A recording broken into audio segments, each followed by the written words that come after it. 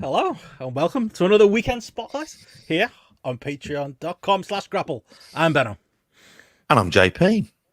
And another Sunday, JP. Feels weird. Here live with our patrons and YouTube members. No pre-show. That'll be on Tuesday with our next dealer's choice, which we'll get into in a little bit. And no weekend show this week either. So yeah, it feels a bit odd to chat to you on a Sunday to catch up. We'll call it a weekend spotlight. It's like an amalgamation between the two, just to set ourselves back on course after a bit of a lopsided schedule this month.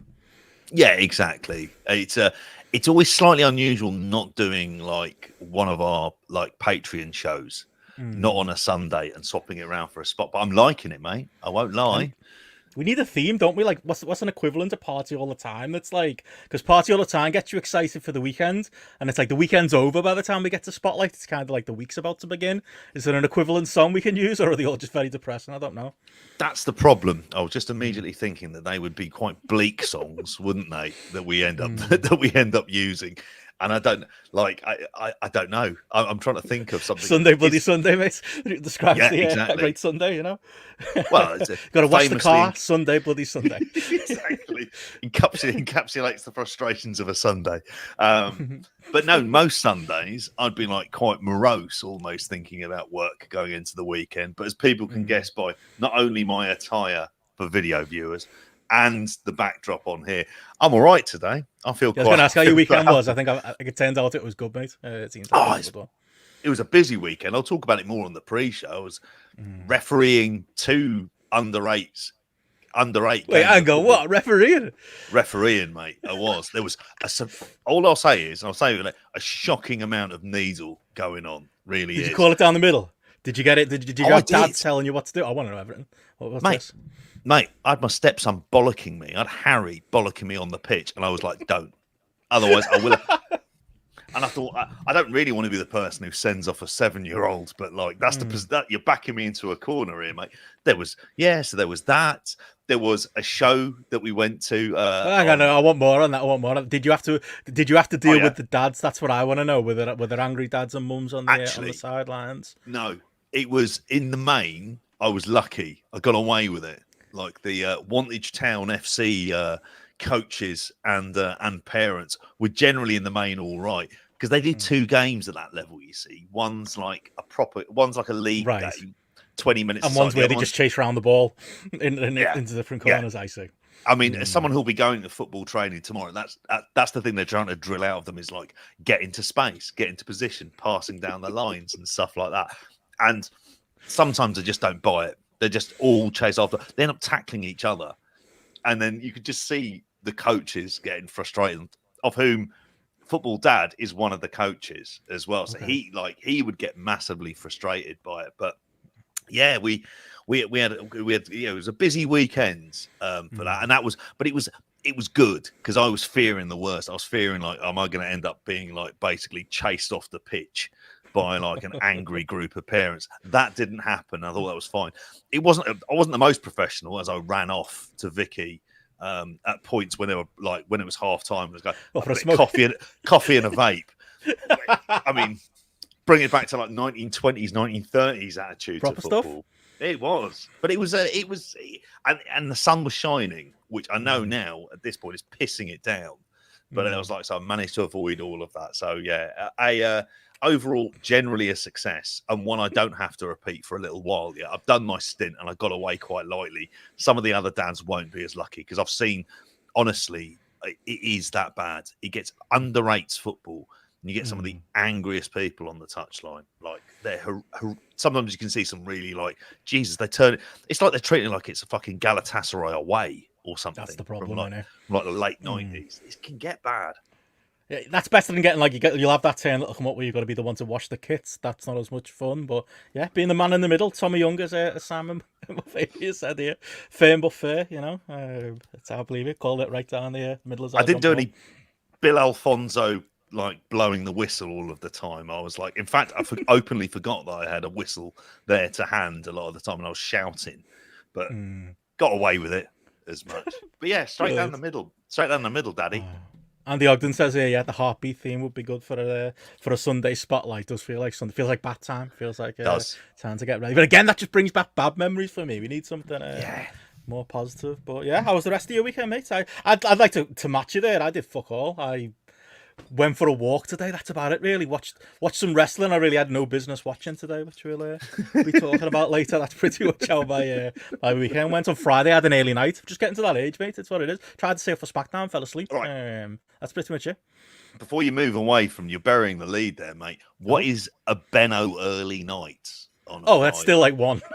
It is, isn't it? I'd say that SmackDown started, so yeah. I didn't make it to the end of SmackDown, mate. That's just not on, to be honest, mate. I'm getting old. I'm in my 40s now. It happens, mate. Honestly, you get to that point. I find I'm the one to take Charlie to bed. I quite often, like, I take him to bed. It might be 7. I'll fall asleep. And then I get woken up by Vicky coming to bed. And I'm like, oh, I better go to bed myself. And I'm just like, what the hell is going on? It's getting to that point. It's worrying stuff. But yeah, no, it's nice to have a weekend doing nothing, though, isn't it? Was the weather all right? Was it like, wasn't fine. Bit sun out? Or... yeah, I got caught on a scooter going to work. I was drenched. My jeans were literally dripping. There was water coming off them. That's how bad it's been. The summer is very much over. So it's a winter of staying indoors, watching wrestling, and catching up with the FPL. Less said about the Everton game, the better. More said about your game, probably the better for you as well. Corker of a JP weekend. It was for that one as well, and it was one where, I mean, we won, which is obviously the main thing. It didn't help me ultimately in the draft. I really wish that if I'd had Nkunku like second on my bench, I would have won. But I had Raheem Sterling there. I started him because I actually thought he was going to start the game. And I thought it's set up for him to score. It didn't happen. However, I will take the reality of Arsenal winning away. And next Sunday, of course, it's Arsenal Man City. So it's I've been looking at that on the fixture checker. But to the point, we did a GRAPPL FPL on Thursday. Did you take any advice from that, JP? Because I feel like you shouldn't. Because if anybody missed it who isn't into FPL, we had our very first on this channel ever.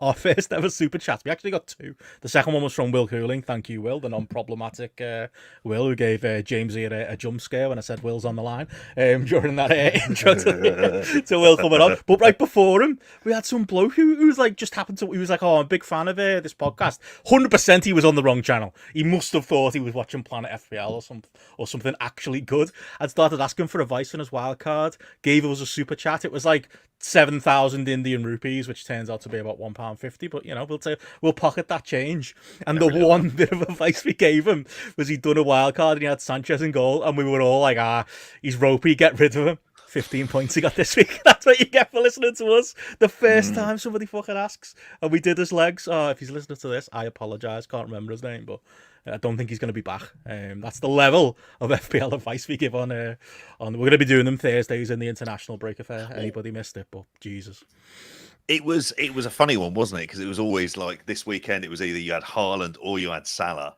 And in the end, it was like, you'll be fine with either of them. And it was like, no, one was very much better than the other one. Thank God I had the right choice for it. I went wrong. I had both, and I went with Salah rather than Haaland. So yeah, been a painful weekend for me. And yeah, but poor lad, if he wants his £1.50 back, he can have it. Because I think that just tells you we shouldn't be taking super chats for our FPL advice at the very least. But what we will take your money for, we do have a lot going on this. I say I had a quiet weekend. I was actually putting some plans together. I'm not going to eat your lunch yet with a reveal, JP, on what my possible dealer's choice might be. Might have a mole on the inside helping me out with my one. But yeah, we do know as we recorded the audio listeners will have heard the Daniel Bryan Yes Movement show we did with GRAPPL Garrett's choice. We even had the GRAPPL Garrett pre-show to go along with it as well, which had a bit of Twin Peaks, a bit of Bath of the Week, and some other bonus content there as well. But that was a corking time, and as fun as it was at the end of it, we found out as well, JP, that it's going to be the JP pre-show coming up this Tuesday, and a corker choice from you. It is. I've got the theme music. I've got the image that I'll be sending. Oh, okay. Can we guess? Guesses in the chat what JP's theme's going to be? Could be anything.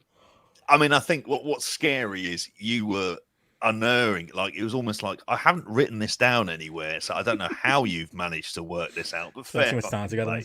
But yes, I've gone for a mixtape of my. We did a mixtape on Big Van Vader. A while back, and in celebration of the great man. And I thought, well, actually, I'll go with his erstwhile New Japan tag team partner, one of my top 5, when we did our top 5 favorite wrestlers of all time, Bam Bam Bigelow.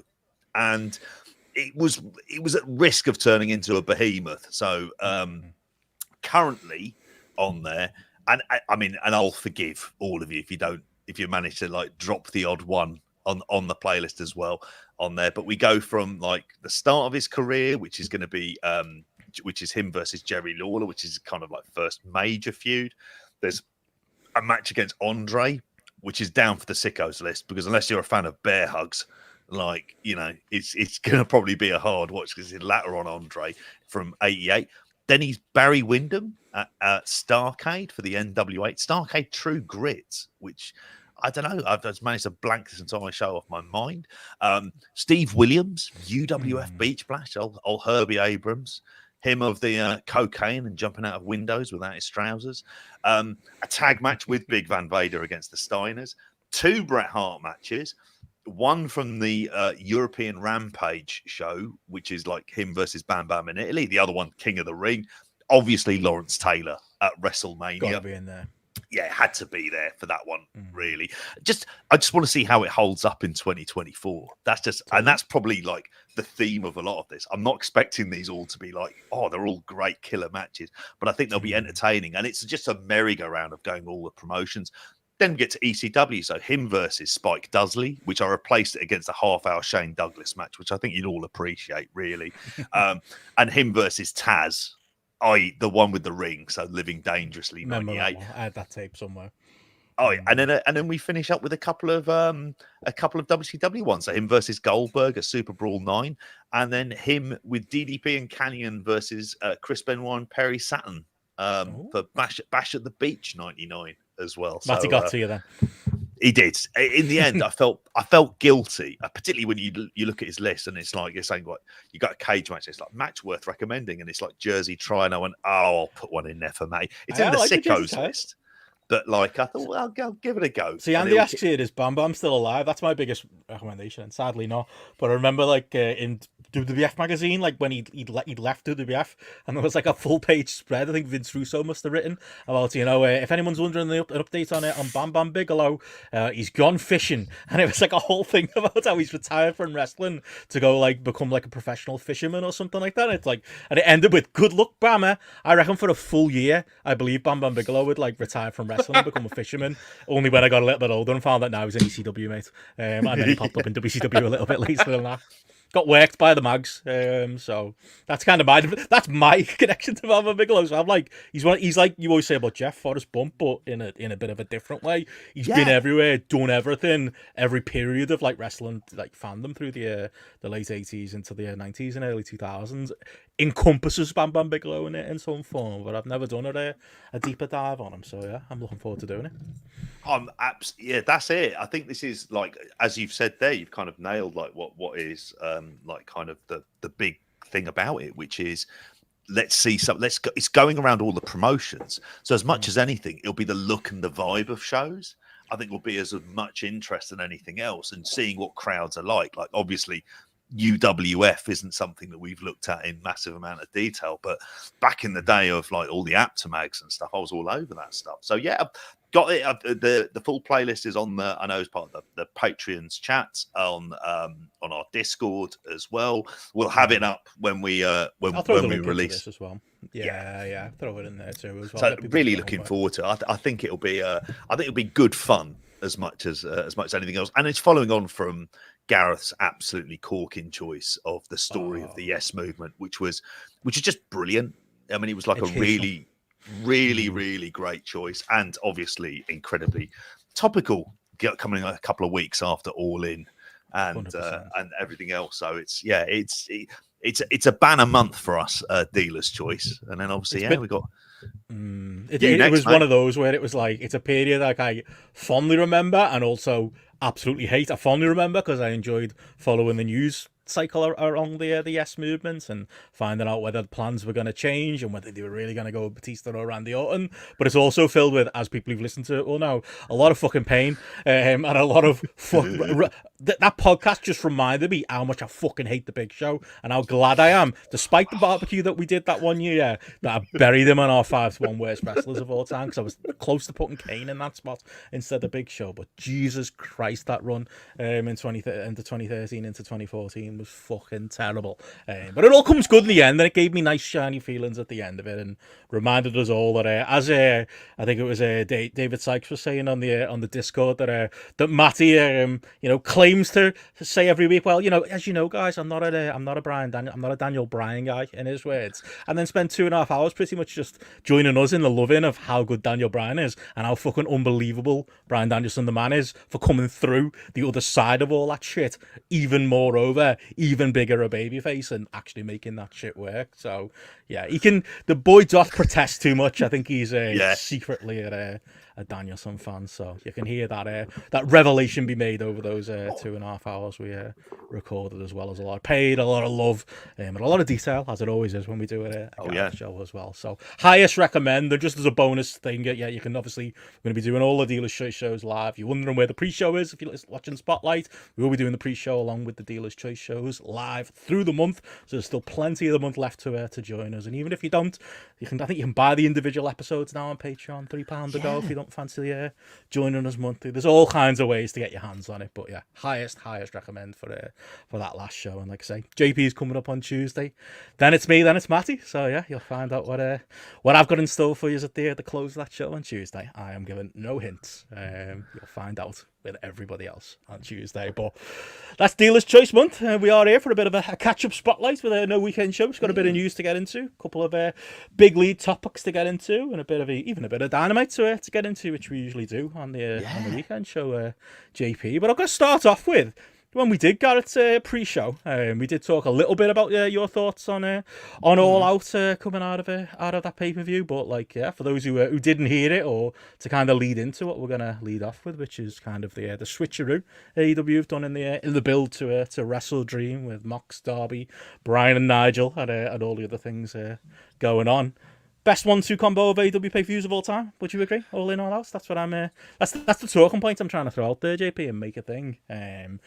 Until the TV this week, I was very high on AEW over the last while. TV brought me down a little bit of a notch, but still enjoyable, still good. But, yeah. Any overarching thoughts as we deal with the fallout of All Out and we move towards WrestleDream? I think the idea of it being of these shows in close succession, i.e., when AEW have gone to kind of monthly pay-per-views or pay-per-views every 6 weeks, let's say, or in this case, every bloody 2-3 weeks, I think it might be. There'll probably be points in time when you can look at a couple of pay-per-views that will have had that sort of 3-month kind of gap between them, and maybe say that competes. I can't think of any really off the top of my head, so I'm inclined to say, actually, in terms of this era of AEW, certainly the best combination. 2 very different shows. One was about spectacle and pomp and circumstance. This one, and I think this was Gareth's point, was this was grittier, and this was kind of like a bit darker. But I mean, I was so pleasantly surprised by the show, by the pacing of the show. The fact it wasn't, apart from the 0 hour, which is just a given these days, there wasn't the overkill. I didn't feel exhausted watching the show, which I've quite often felt. It felt like everything pretty much had time to breathe. And yeah, not everything is an absolute killer match, but you're going from what I thought was a cracking opener, with really good opener with Daniel Garcia and MJF. You got that Ospreay Pac match, followed by Willow Nightingale and Chris Statlander as well. And then, you get into, Daniel Bryan, Jack Perry just felt like a match I kind of had to get through. Bryan Danielson. Bryan Danielson. Oh my God, sorry, I'm turning into Matt here. But yeah, the Bryan match with Desmond Wolfe. It's going to be great. And we've seen one of those on an earlier Dealers, and certainly on an earlier Patreon show, and that was like, bloody hell, that was hard work. But the main event, even though I didn't think it was on the level of the previous 2 Swerve Hangman matches, it had enough batshit spectacle about it for me to completely buy into.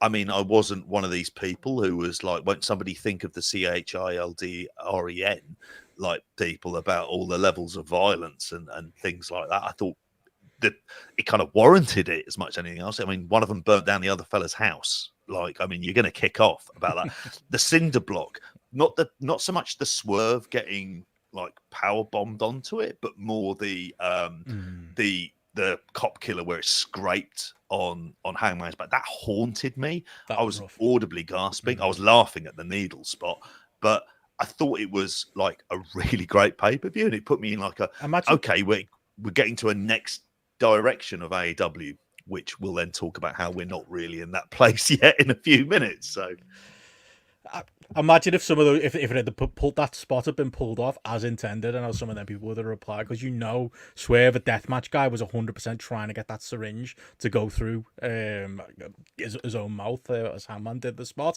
and they were going to squirt the liquid, as I thought about on the pre-show. I think Wade Keller would have fainted. I think Dave Meltzer would have gotten over it.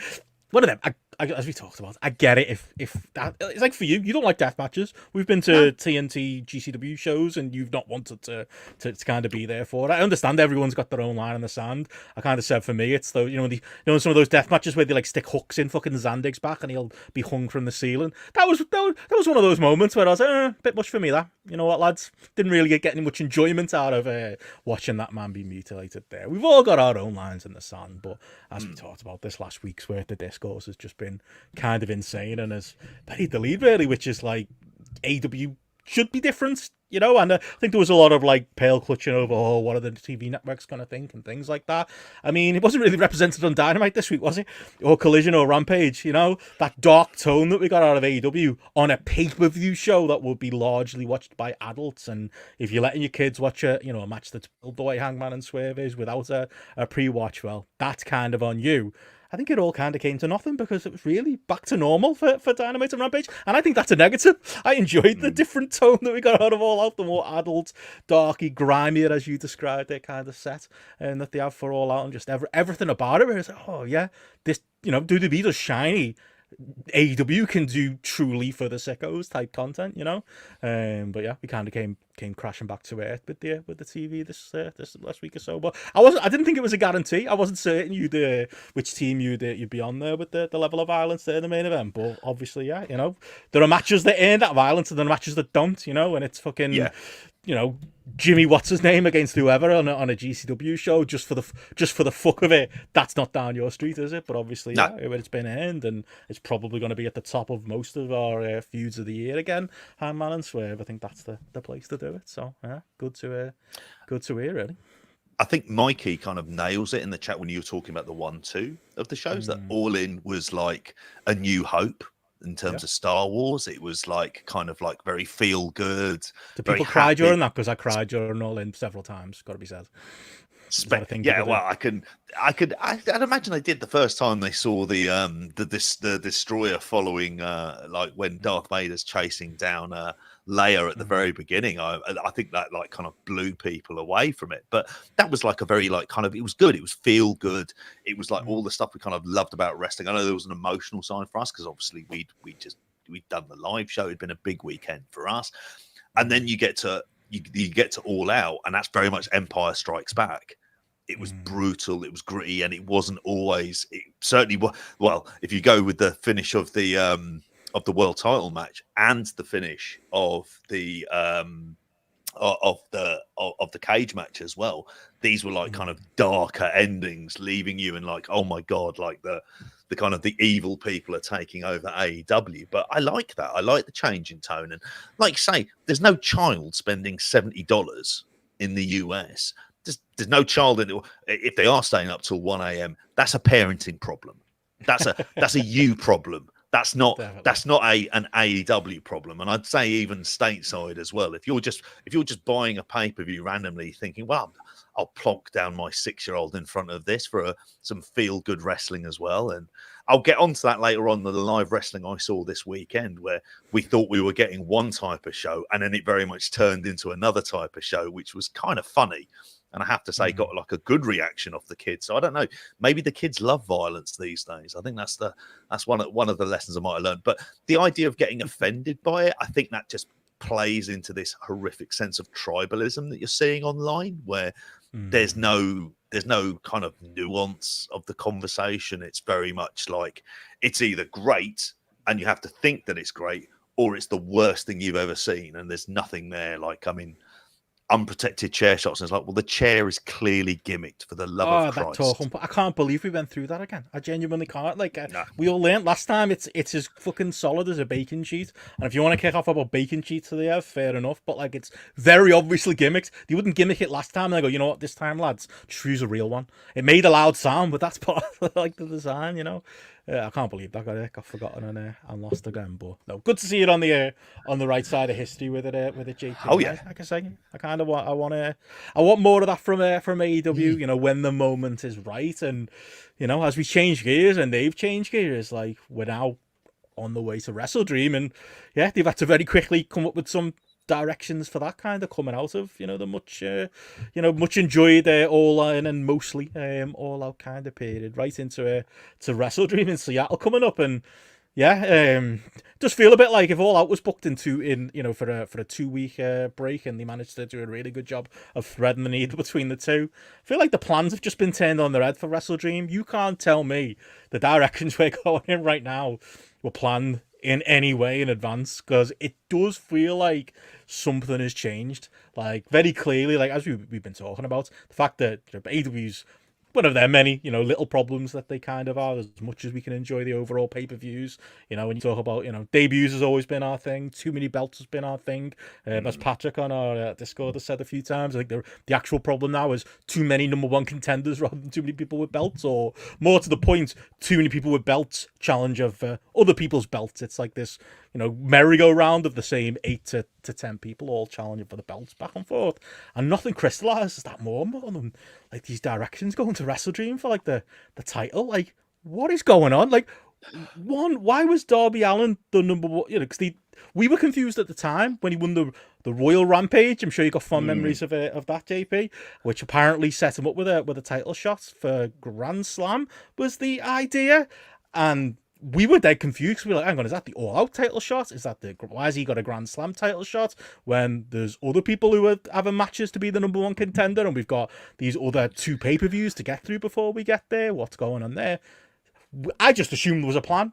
It seems like whatever that plan was has been turned on its head, because yeah, this week's Dynamite was just like, almost felt like, don't want a conspiracy theory out there, but maybe something's changed with Bryan and his availability. Maybe they realised they haven't got Bryan for as long as they want, so they needed to get to this Nigel match quickly, because that's clearly been rushed out there with the very confusing and weird Nigel promo on Dynamite this week that had no less than one Matty's best mate Bryan Alvarez truly believing that Oasis were going to perform at Grand Slam in New York on 2 weeks' notice.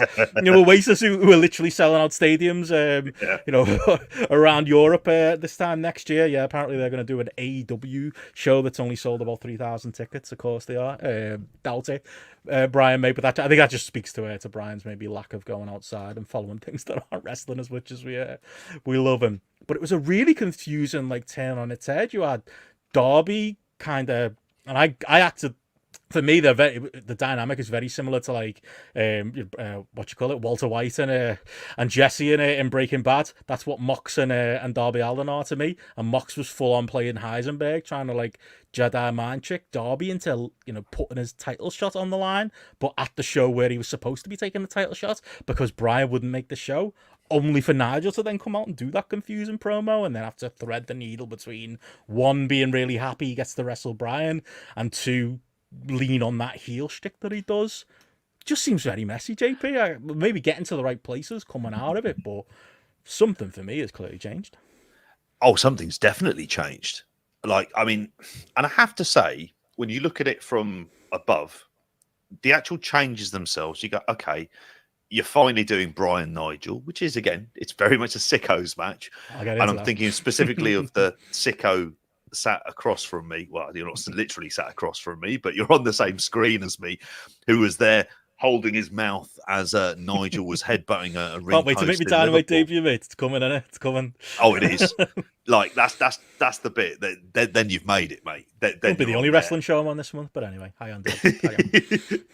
But it clearly has changed. I mean, and if you told me, all right, main event of WrestleDream is going to be Moxley and Danielson, I'm in the main, I'm all right with that, and it's less predictable than what like Danielson versus Darby would be.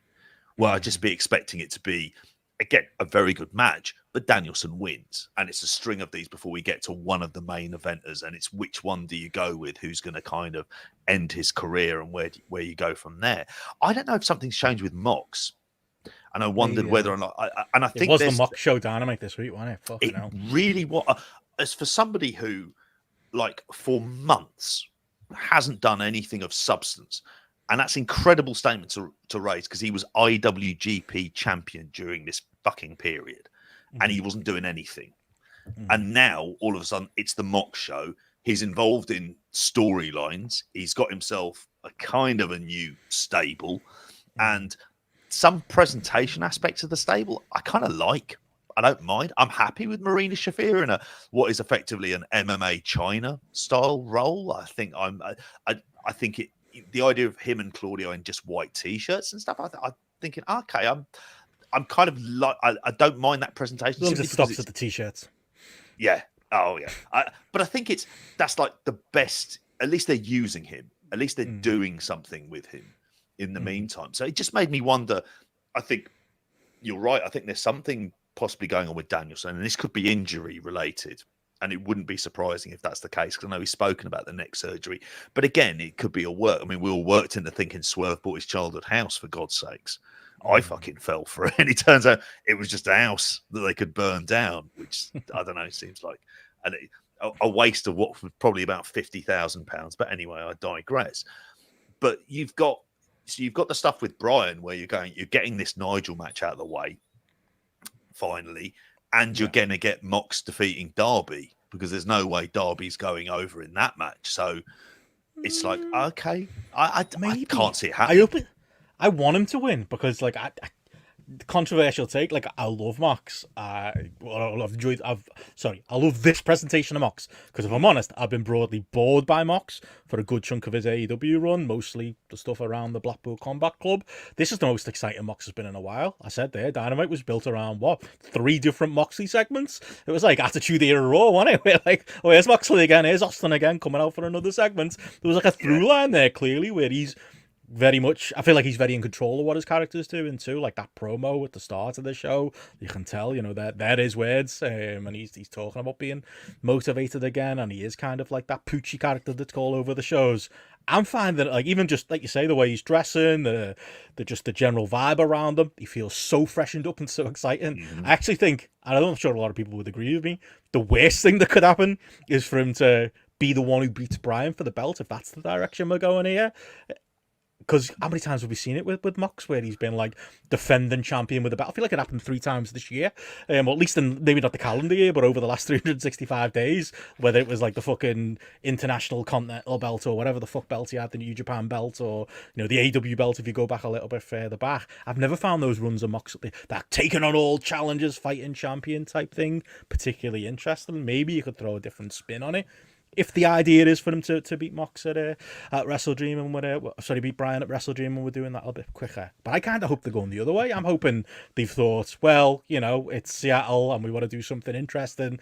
Let's put Darby in that role, and let's maybe again, that wouldn't be ideal either. The rumor, wasn't it, as of last month, was that they were thinking about Darby to be the next world champion, to be the one that beats Bryan. So maybe that happens there, or maybe he comes close and then we circle back round to it, and he eventually becomes the champion in a longer told story later on. But I'm not sure it's guaranteed myself. Okay, that's fair enough, and I can see the perspective. And there's also the idea that he's also from the Pacific Northwest, and they're doing this in Tacoma, Washington. So you do have that.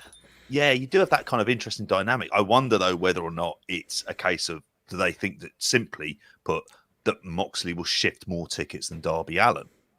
Now, I'm not necessarily always convinced by that argument, but what I would say is, just at least with this new presentation, he's a more interesting character. Now, I'm not almost like, I'm not entirely, I'm more 50-50 on whether he beats Bryan, because I think longer term, it's like, okay, where do you go from there at that point? Where does Hangman Page come into the mix for this? Because it felt like Hangman versus Danielson is also a really interesting direction to go in if you wanted to move away from Swerve for a little bit. as well. But I mean, I would also say as well, I mean, I always found the most interesting title reign of Moxley that he had was probably the pandemic period, because that was like a much like there was some like the matches against like Brody Lee and Eddie Kingston, and they were kind of in like an isolation more interesting. His last run, they were just like out of necessity. It was just like, well, we have to put the belt on him because he's the guy who's healthy, who's as big a star that we can put the title on. But he seems bored by that. That feels like there's that element of like boredom with him around it. So I don't know. Normally, my stock answer to this is the unpredictability is good. It's just that this feels like a hell of a lot of unpredictability, and that's where I kind of like slightly worry about it. I think I'm just more at this stage, and particularly, and I don't think the things that didn't help for Dynamite and Collision was just the crowds and the arenas that they were in. I think they just didn't help the situation at all, because they just feel like they're just dead crowds and everything else to be doing a lot of this stuff in front of. So I don't know. But I would still be thinking Moxley's going to be beating Darby Allin, because I think they're just going to be going all in on this character and in this particular group. It just feels like they're going to end up having to do that. Dynamite definitely gave you that impression this week. And I say, Moxley won some points for me this week just by murdering. I'm sure saying that he could have got more points if he just directly murdered Alex Abrahantes, but murdering that segment at least gave me a babyface feeling around Mox. Maybe I shouldn't be feeling that with the current run, but yeah, I'm glad that happened. But on the other side of it, if that's the plan, and we are doing either something with Darby or Mox, and I do see your point. You know, Mox is the hot character right now. Do you really want him to lose matches? That's definitely going to be a consideration. The other side of it, Bryan and Nigel, does feel like legitimately they've just realised this is going to be our only chance to do it. And I'm really not sure on it. I'm so split on it. I feel like, remember when I sat here having to be the one who was like, I know this is for me, lads. And maybe it didn't age well because it was the best match on the show, but Punk and Joe are all in the first time round, where it was like, from a sicko point of view, I shouldn't complain. Tony Khan's delivering one for me, and he's delivering one for the people like me who were in that front row at Unified and at, other such shows during that period. But it feels a bit like that argument where there was 3 or 4 probably more storyline interesting ways to go with Punk at that time, and it was so weird that we went with Joe, and it was a match for the sickos and it delivered. This one, I just feel like, as much as I say about All In, I had tears in the eyes as Nigel came out and, punch in the air made up, because I think Jamesy said it on our FPL show, for a career like that with Nigel to end the way it did, he deserves a little bit of a little bit of recourse. He deserves this little bit of a validation that he's getting. I don't think he looked good at All In. I think people saw that through rose-tinted spectacles, and he was ropey for me. There were a couple of the spots that looked good with guys, and there were a couple that went really left, and he kind of had to be walked through a few things, specifically the stuff with Zach. I kind of remember kind of going that way, and just in general, I'm getting a little bit tired. I feel like this Bryan match, if Nigel's wrestling again, this should be at least get a few more matches under his belt on TVs, on pay-per-views. I don't know if it's a good idea to go right. I know, shouldn't doubt Bryan, especially after the show that we did. Shouldn't doubt Nigel and Bryan's, chemistry between each other. But there's if this is a match for the sickos like me, we're going to be understanding, but we've also got lofty expectations about what those two can do together. And on this shorter build, Martin asked us, Martin was like, is this the right crowd for it either? I think it probably is. Again, joke about Arthur Ashe. Don't know what we can get an updated number on what the tickets are doing, but whatever number of people are in there Arthur Ashe, it's a Northeast AEW show. There's going to be enough sickos in there that they'll be into this and into all the backstory in this. But I don't know, from the other point of view, I kind of almost, much as Nigel's built it up on commentary over the last while or so, I think it needed a little bit more build with Nigel as a wrestler before we get there as well. So just all feels a bit rushed, and again, like Punk and Joe, I don't want to be ungrateful, because it's one for me. It's, got the ROH belt in the back. It's the type of thing Tony Khan is booking for somebody like me, and I'm sure I'll have a tear in my eye when the bell rings, but we'll have a tear in my eye at the end of the match as well. I'm not 100% sure. It's a really odd thing to do.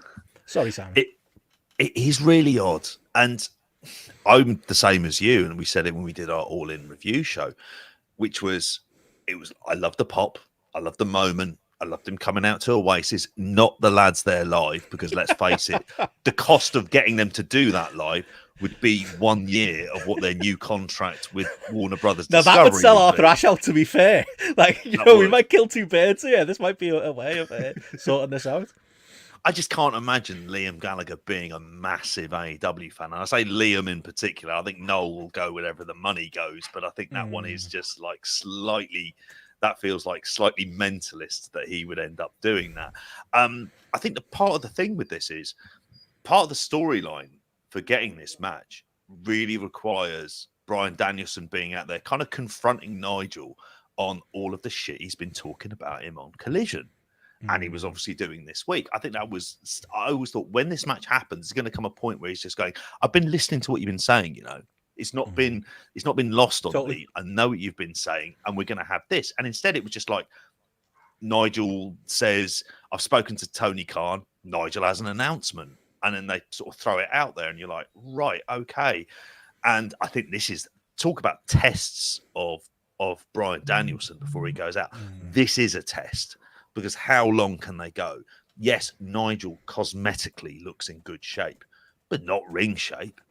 And I don't know. And this is part of the problem, is part of the aura of it would be if he had a couple of matches, would that then completely dampen the atmosphere for what this match would end up being? Because you'd be like thinking, oh God, he doesn't look all that. And now he's wrestling Bryan Danielson, but he's not going to win. So like that, like for me, I kind of look at that and think, well, yeah, I'm not sure that would be the direction that they should be going in. But I mean, like you say, there'll be enough sickos who'll kind of enjoy it. It should not go over 10 minutes. I don't know how they do it. That's the interest for me. And I don't want it to be bad. I've no desire for it. But I'm like dampening expectations for myself of going, this won't be great. I want to be pleasantly surprised. Yeah, I want a pleasant surprise, and I want to be pleasantly surprised by it. So maybe I just dampen the expectations. They're so low. I just think, oh, well, it's, he has that match. It turned out to be thoroughly, I just want it to be decent, and I'll be happy with that. It doesn't need to be unified. It doesn't Play need the hits. to be on that level. They did that in their last match. I think it was Glory by Honor, whatever the last match was, when they were both supposed to be going back to WWE. They just did the greatest hits version of the match. Don't want to see anyone headbutting any ring posts either, as much as I'd mark out for the moment as well. But Simon is right, as he said in the chat, it is still Bryan Danielson. So I still, if anyone was going to work miracles, I kind of expect him to. It's just it's that side of it, and it's the other side of it. It's the making sense of why, from a booking point of view, this exists. So I guess the idea, I think they could have sold the idea too. Like, they could have sold the idea of, Moxley, Jedi Mind Tricks, like Darby into letting him put his shot on the line. We leave that thread out there. Oh, I guess Mox was telling the truth that Bryan wasn't going to be ready. And then next week, Nigel comes with this promo, and next week Nigel goes, well, actually, if you are around, Bryan, come and do that. Sleight of hand, I think, might have helped. Doing it on the same show just made Darby look stupid. Like I say, Nigel's promo felt a bit confused because he was trying to do several things at once. He was clearly emotional, and it was clearly a big moment for him, but then he's also trying to be a heel, and then he's also trying to make logic of why Bryan might turn up for this non-title match when he's not turning up for the title match. It just needed a little bit more TLC, and it needed more time, which I guess they didn't have, because they clearly came up with this week, and they've only got it, a matter of weeks before, obviously, Arthur Ashe coming up on the 25th, and then we got obviously got WrestleDream coming up not far behind it too. 4,400, by the way, is the for Grand Slam so far. So better than it was looking a couple of weeks ago. Still, obviously, a lot down on the fair shows there.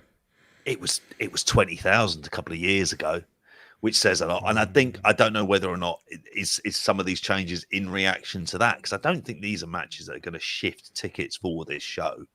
I mean, I think they play into the bigger where we are going to WrestleDream and trying to put like perhaps a different main event for that. I don't know, but yeah, it's a really sort of like, I don't know. It's such a strange set of events for them to have happen, because they're not the company that does it. But I would always say on this, like, if it feels like it's a rush going to this show, they booked the venue for this period of time now. Maybe, I don't know. The US Open has finished. It finished a few weeks ago.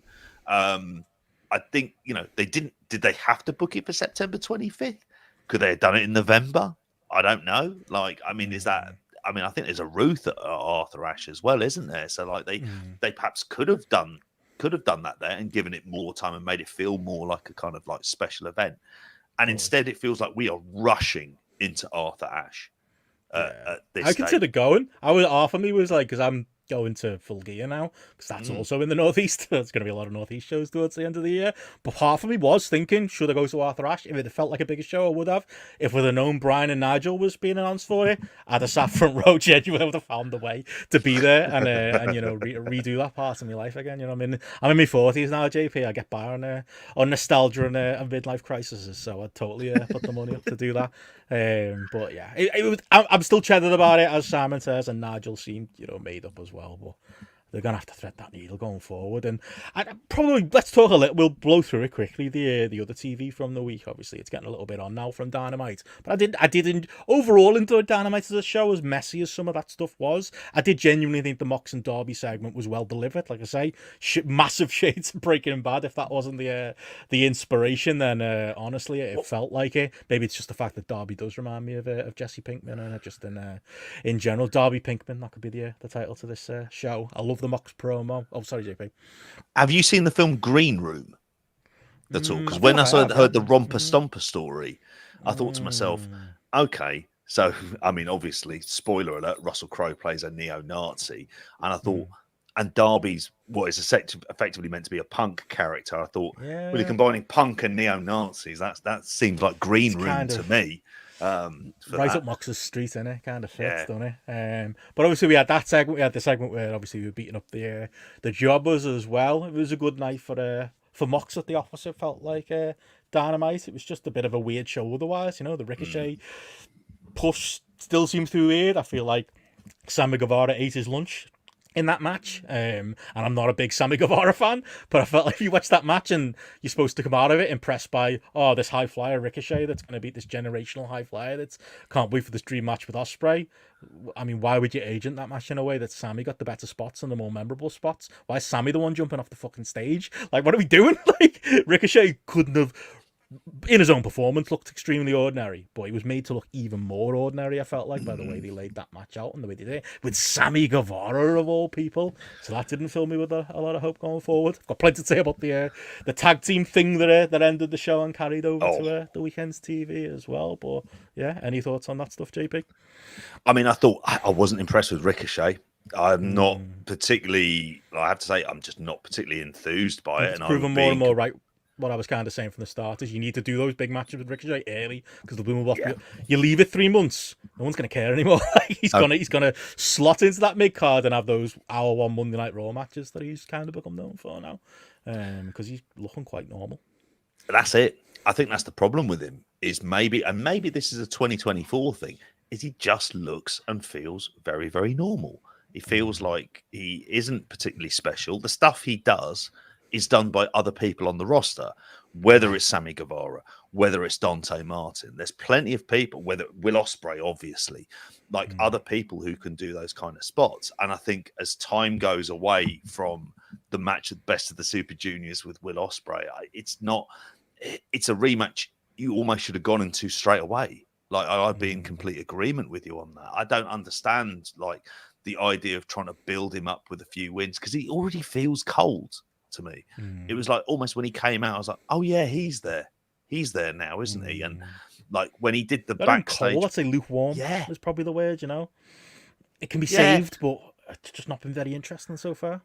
But what are we going to do? Ospreay's more interested in the tag thing. Well, I mean, they made that part of the story that he wanted to focus on Ospreay, on Ricochet, and he'd been pulled away. But again, just another delay, isn't it? But Ospreay has successfully found a character in AEW. So there's a character element that has really worked with him since he's been there. Like, his promos have been great. He's really sort of proven straight away into that top line mix. Ricochet's never going to deliver on that side. It's just never going to happen. I mean, You're relying on the in-ring, aren't you? Yeah, you're relying on the in-ring. And if the in-ring is very much, this was great in 2018, 2019, that's becoming a long time ago, and that's a horrible thing to say.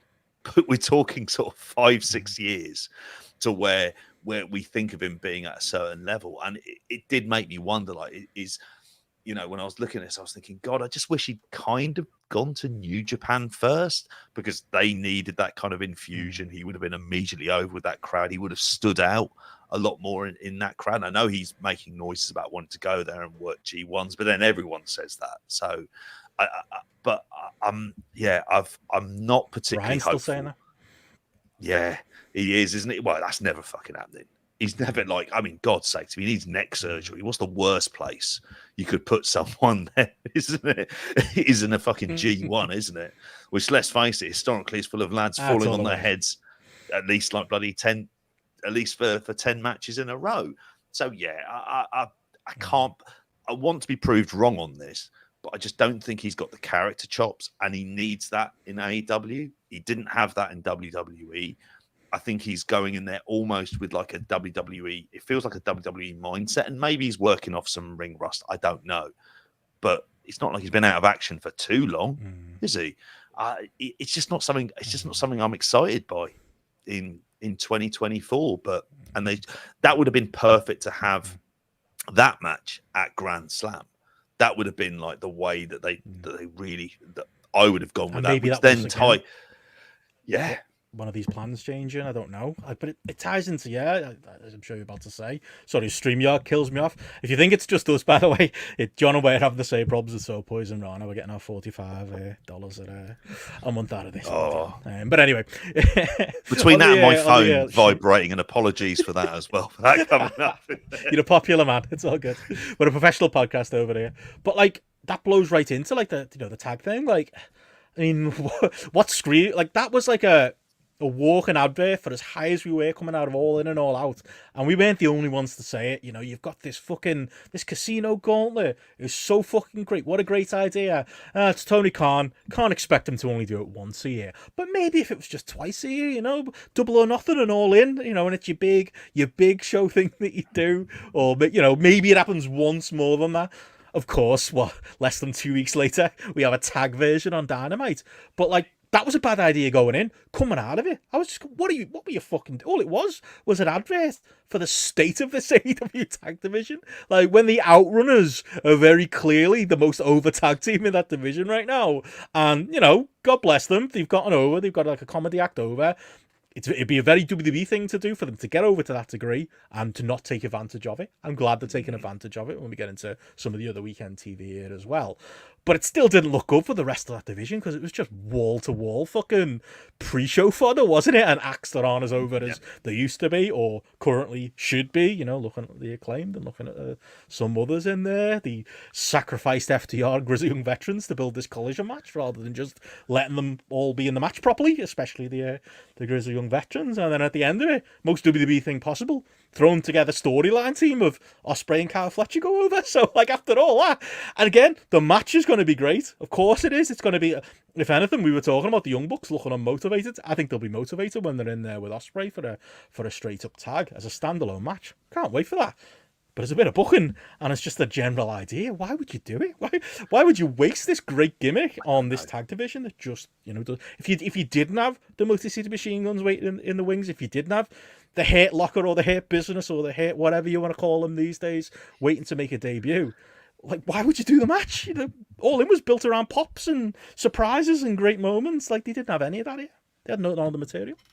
Do you know, I thought to myself, like, when they announced this, I was like, you should do there's 3 of these that you can do a year. One for men, one for women, and one for the tag. They all should be happening on different pay-per-views, and you can space them out, because let's face it, they'll be running a pay-per-view pretty much every single month from here on out. So you've got time to fit them in, and they each can feel special in their own way and fill in the gaps on a card. And like you say, get those pops, get the surprise entrance and things like that. It happening in front of a largely dead crowd, and it is the thrown together tag team that wins against what is a lot of other, like, tag teams, none of which are particularly hot at this point, and sadly, I'm including the grizzled young vets in that as well, where they don't feel particularly special outside of the outrunners. Who grit your teeth, JP? Come on. See, the thing is as well, and we've said this as well. Like, why isn't Gibson being given promo time? Why isn't he taking promo time? Doesn't he want promo time? Same in Rev Pro, wasn't it? Like, just fucking go promo, mate. That's what you're good at. Like, get the mic, get some heat. Like, do it. Yeah.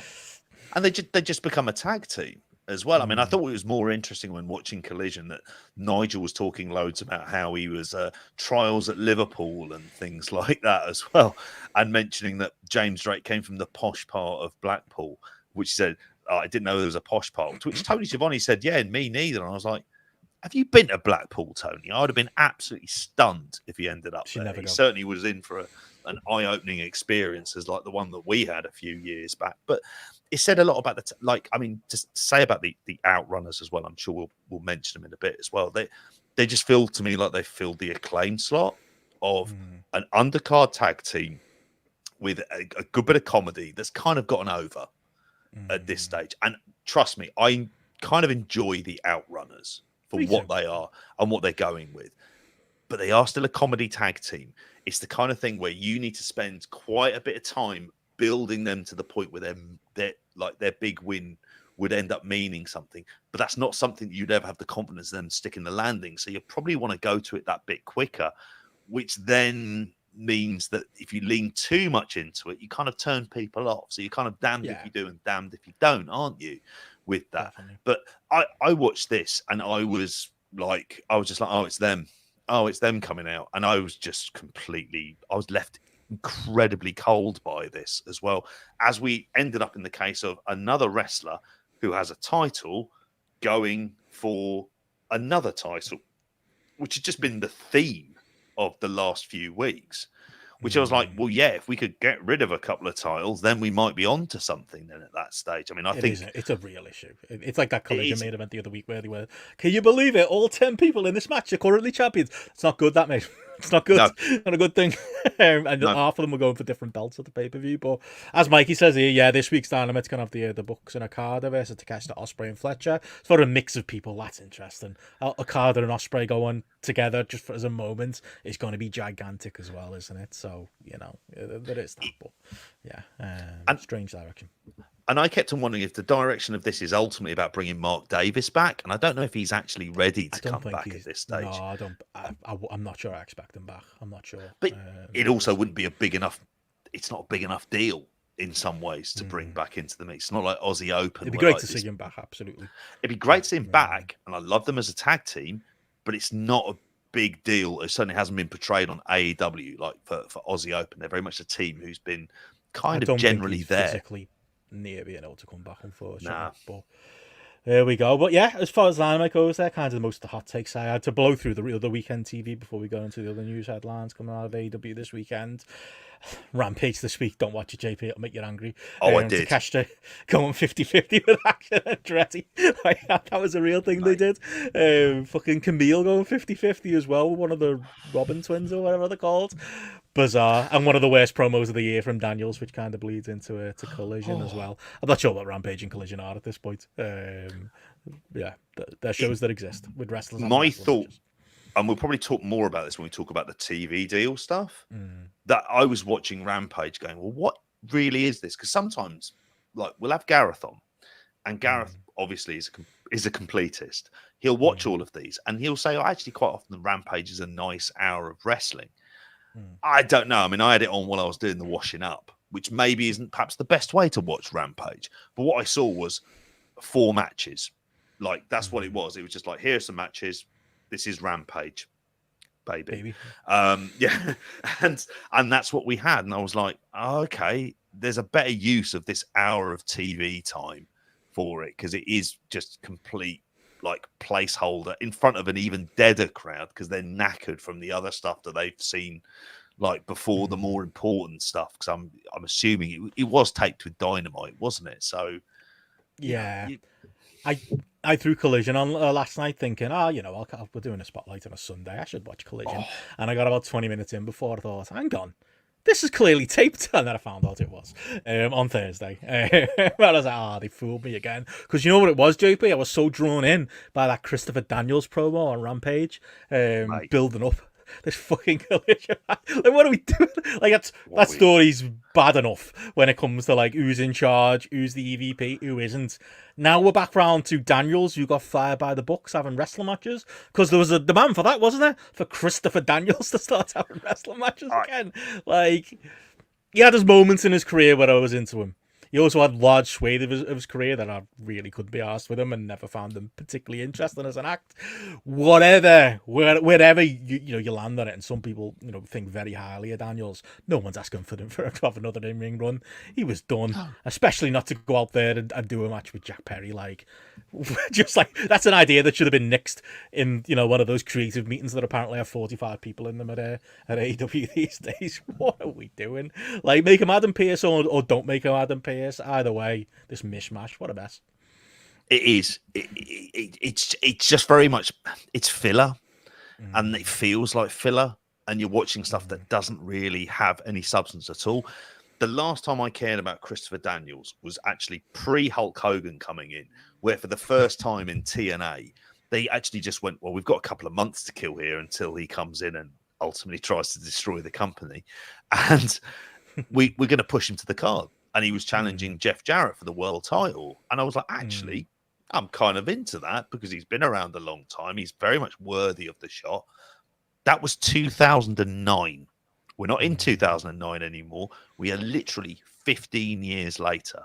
And at this stage, it's impossible to care. There isn't that sense of nostalgia there. And even Nigel saying, he's part of that Ring of Honor kind of Mount Rushmore and everything else. It's like, yeah, that was a long time ago, mate. A long, long fucking time ago. And would be on it just added to what I felt with Rampage and Collision was 3 hours of the most fillerish sort of TV that I'd pretty much seen. And it sort of showed you as well, like how low down on the totem pole it is when it comes to organizing stuff. Like, yeah, it pushes some undercard stories, but you're never getting anything of matches any real for matches' sake. Like, God bless a Gareth who can enjoy it, but I'm just past the point that I can enjoy stateless matches where the winner is obvious, but for reasons we're going to go 50-50 and have a good match, which is exactly what Action Andretti and Takeshita was this week, which should have just been aged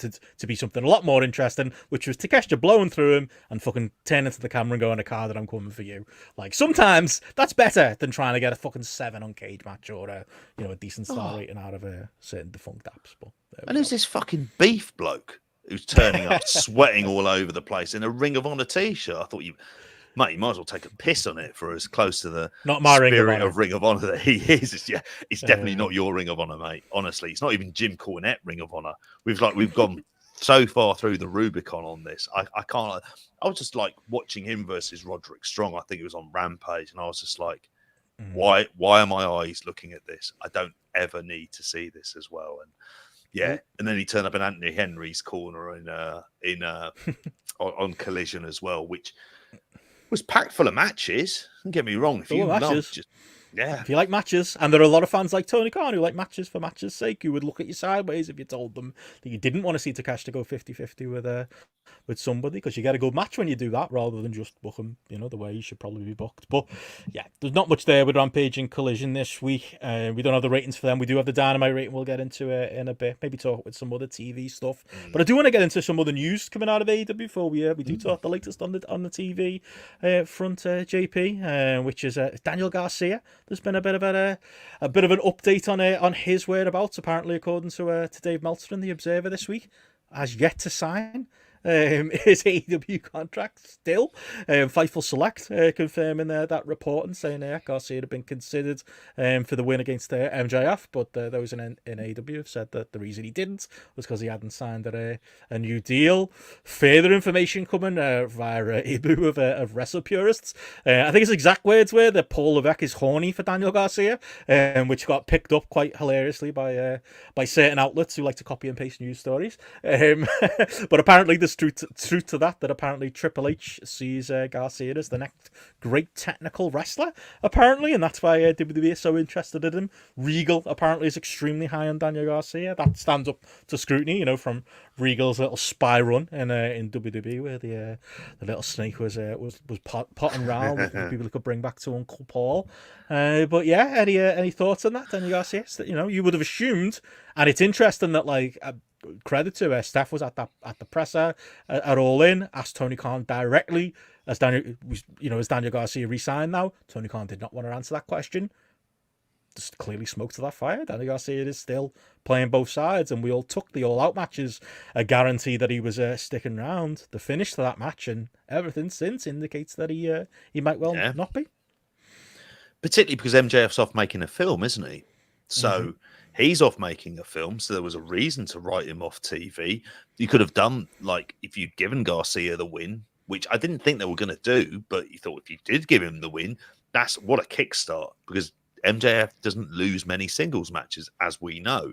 So therefore, what a big deal that would have been. And I mean, it says a lot about AEW, and it kind of plays into this kind of the narrative, which I know that some people hate, about disorganization and things like this. And it feels to me like they were saying, oh, well, yeah, if you sign the contract, you'll beat MJF. And he's just thought, actually, I'm going to hedge my bets. And as horrible as I feel saying this, if you've got WWE interested, they feel like they're going to do something with substance with you and help him improve in areas that we saw in the build-up to the MJF match that he's weaker on, i.e. promos, and he's going to have as many people helping him do that as what you can find. That, and we've said this to himself. I know I've said this. WWE is worth giving a go to. It just says a lot about AEW that they even put him into that slot with MJF in the first place.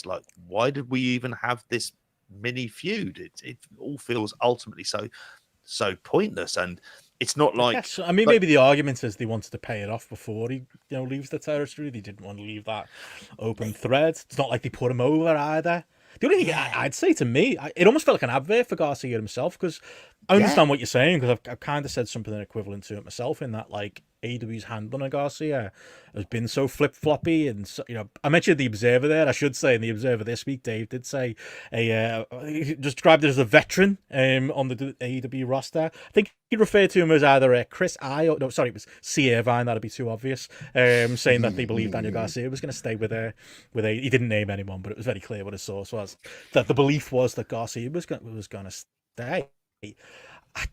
I think AEW were almost making a pitch for Garcia here at All Out by giving him that serious match, presenting him seriously, presenting him as a threat to MJF. It's a real feud he could sink his teeth into, and it wasn't that stop-start stuff. It might turn out to be in long term, one of the starts in the long stop-start career of Daniel Garcia in AEW.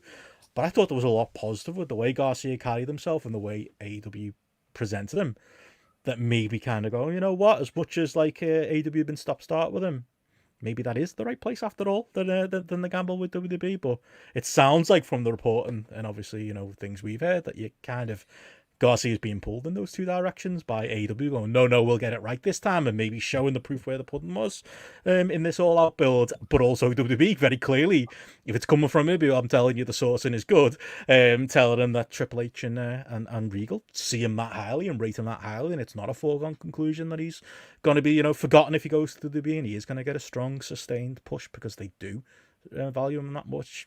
I couldn't understand why he's been pulled in both directions, because I was maybe more leaning WWE with him, but now I'm kind of 50-50. See, I wonder, though, if he was going to sign, I almost think he would have signed by now.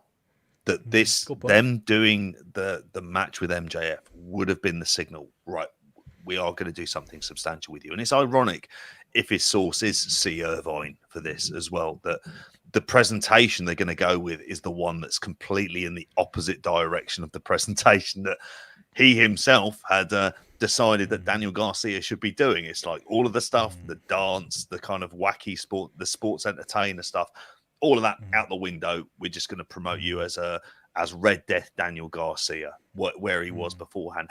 I'm probably more inclined to say that he would go to WWE, because I just don't think, if he's not signed by now, what is going to be the thing that they can convince him to make him sign at this stage? I'm just looking at it thinking, nah, I don't know. I think I think his head could be turned.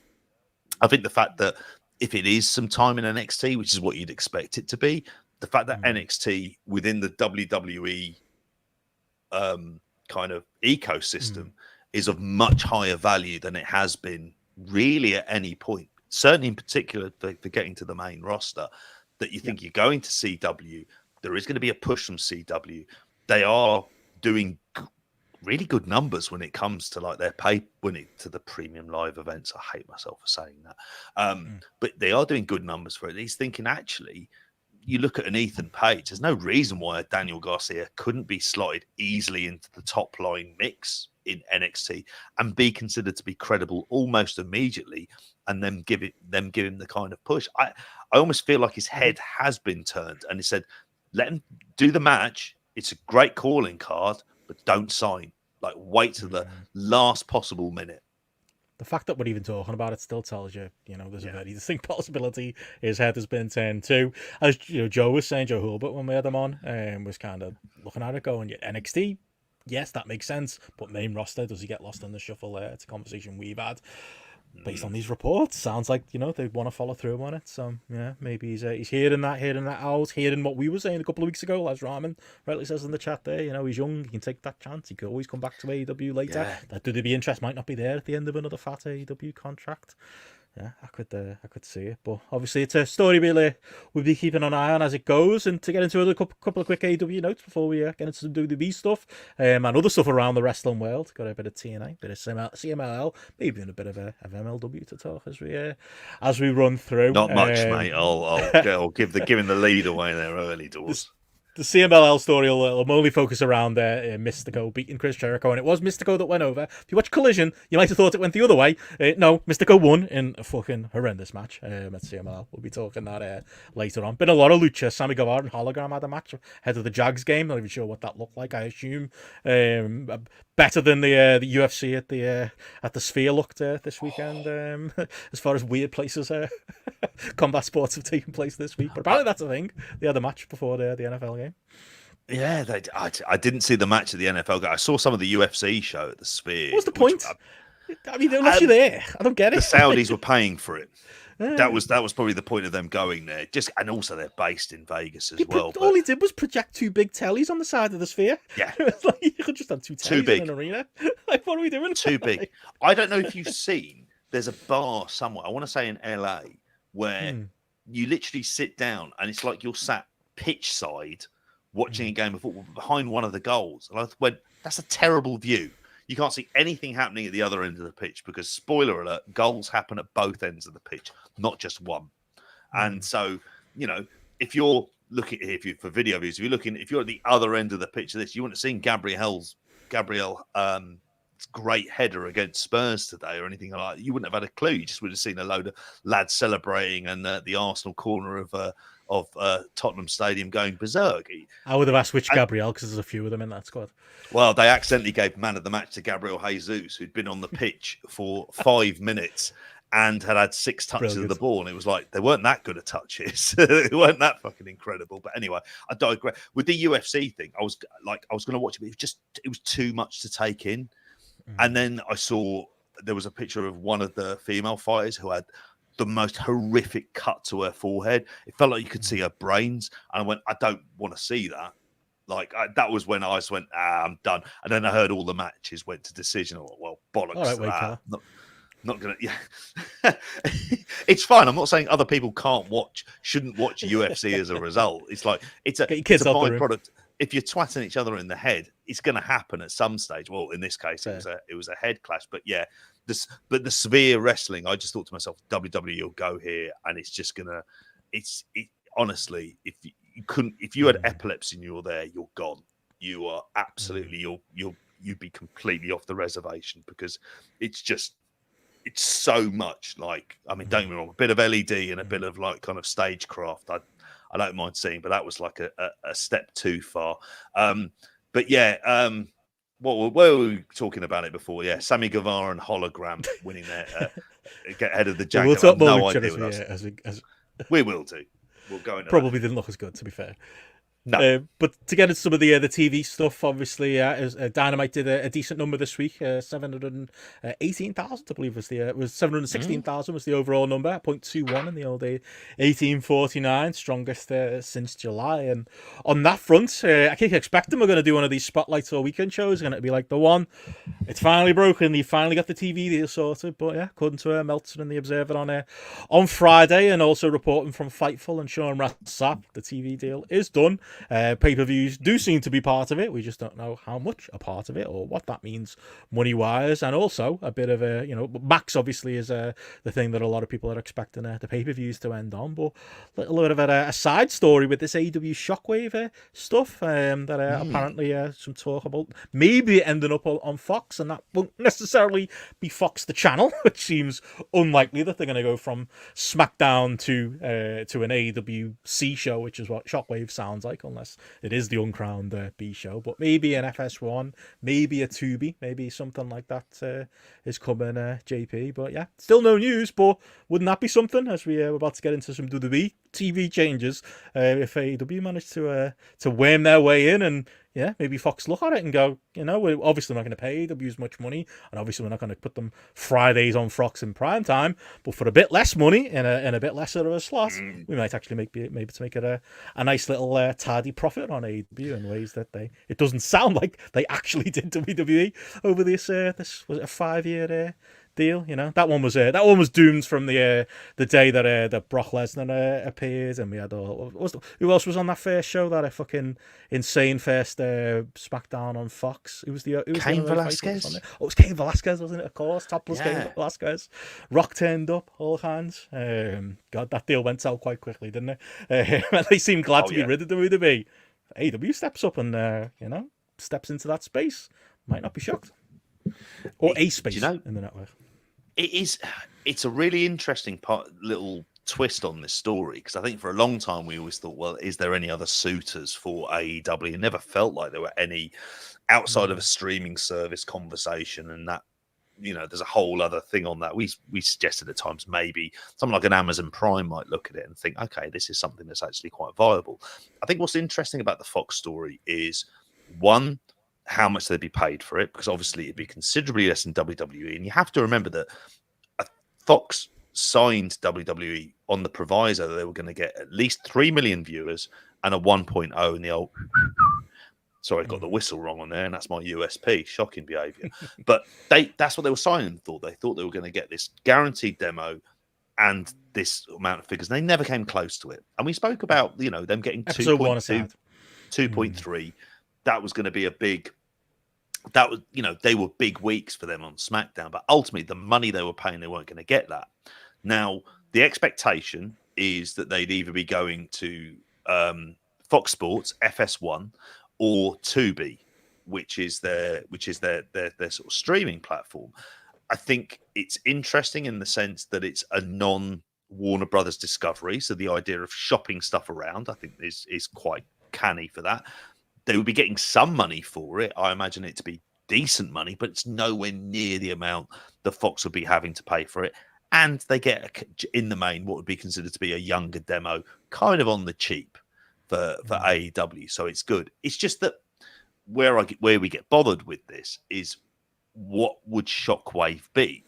What kind of programming? Because, we thought to ourselves, right, when they launch Rampage, it's an extra hour of TV, but they've got so many wrestlers on there that they can showcase. That could be something. And then it was like, very quickly, it wasn't, sort of post CM Punk's debut. Then we thought, okay, they're doing Collision, and it's prime time, Saturday night. That's going to be a big focus. And very quickly, it was like, we thought we'd need Spotlight with it every week. Big Collision review, everyone's going to care about what happened on Collision this week. Drop that after Punk left, didn't we? Exactly.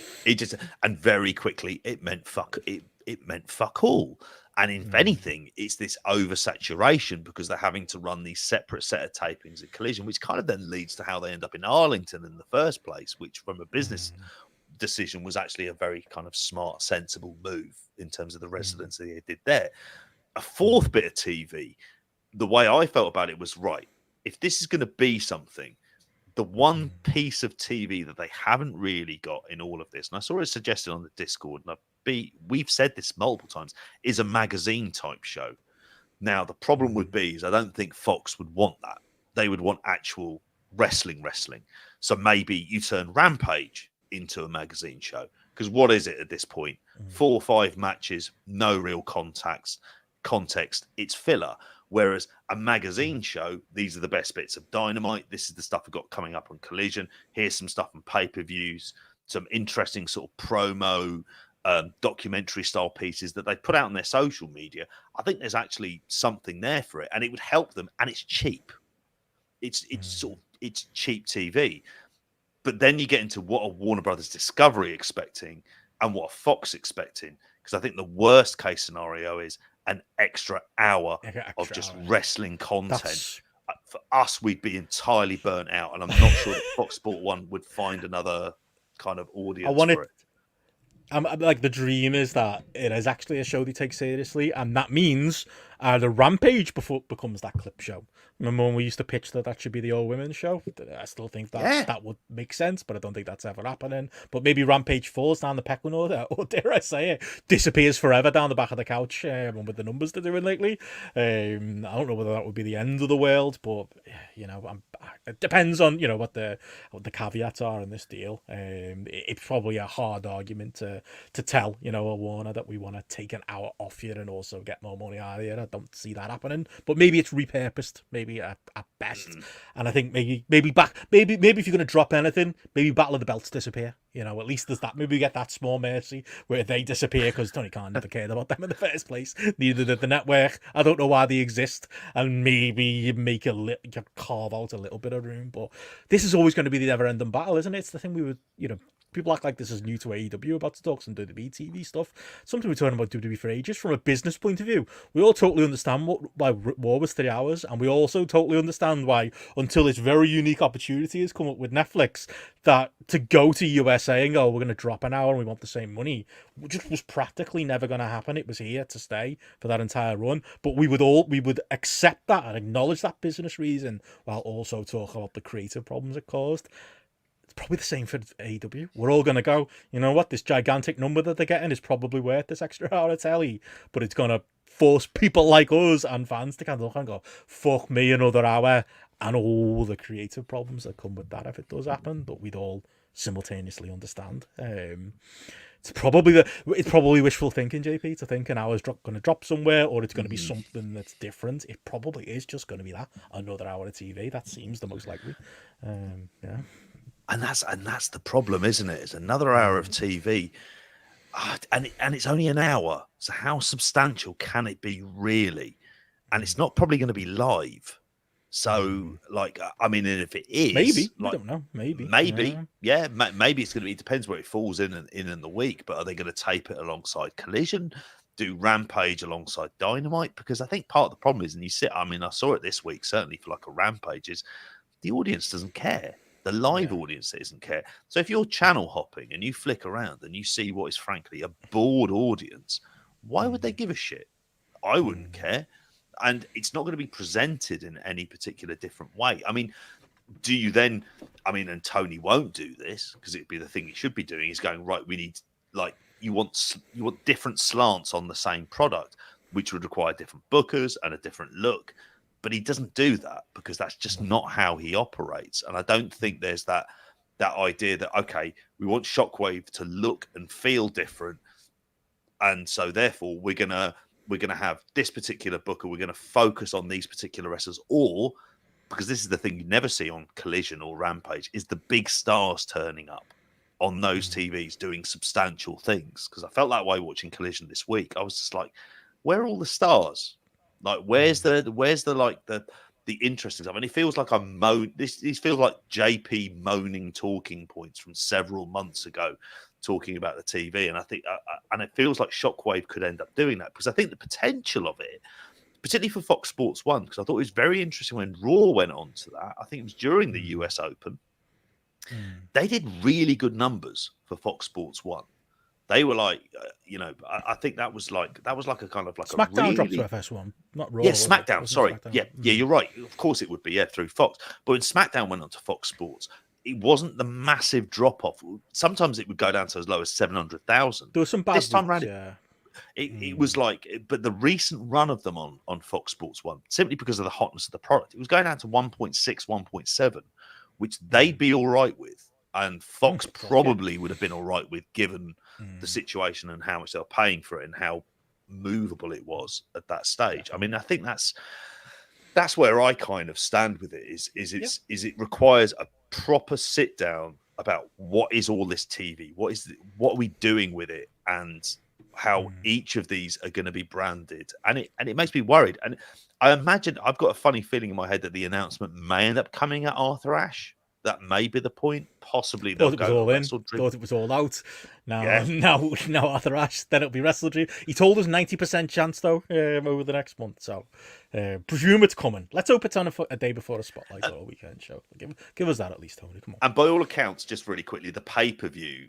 Apparently, that's something that will happen eventually. They're just not at that place yet. That's the story that seems to be going around at this stage, and who can tell? Really, yeah. Speaking of TV changes, switching over to WWE, obviously SmackDown came back to USA on Friday. Big Davey, first half hour, commercial free. Can talk a bit about that. But yeah, back on USA Network, new logo.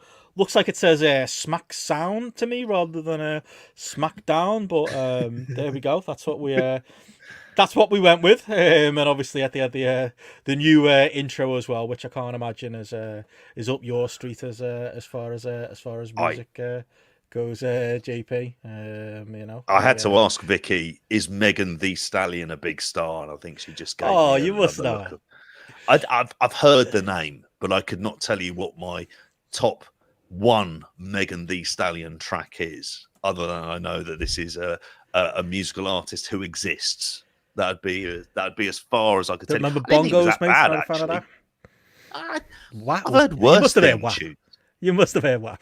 I've heard WAP. That's right. Yeah, no, there you go. WAP I've heard. I couldn't tell you anything more about that other than that. I know what it stands for.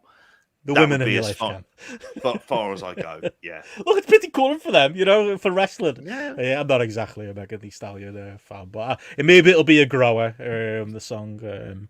Speaking of the lyrics to some of her songs, but anywho, far too on Megan Thee Stallion songs. I don't think is coming anytime soon. My favorite part of this new build of a new version of SmackDown on USA, and I told you I fell asleep during or at the start of SmackDown watching it on Friday.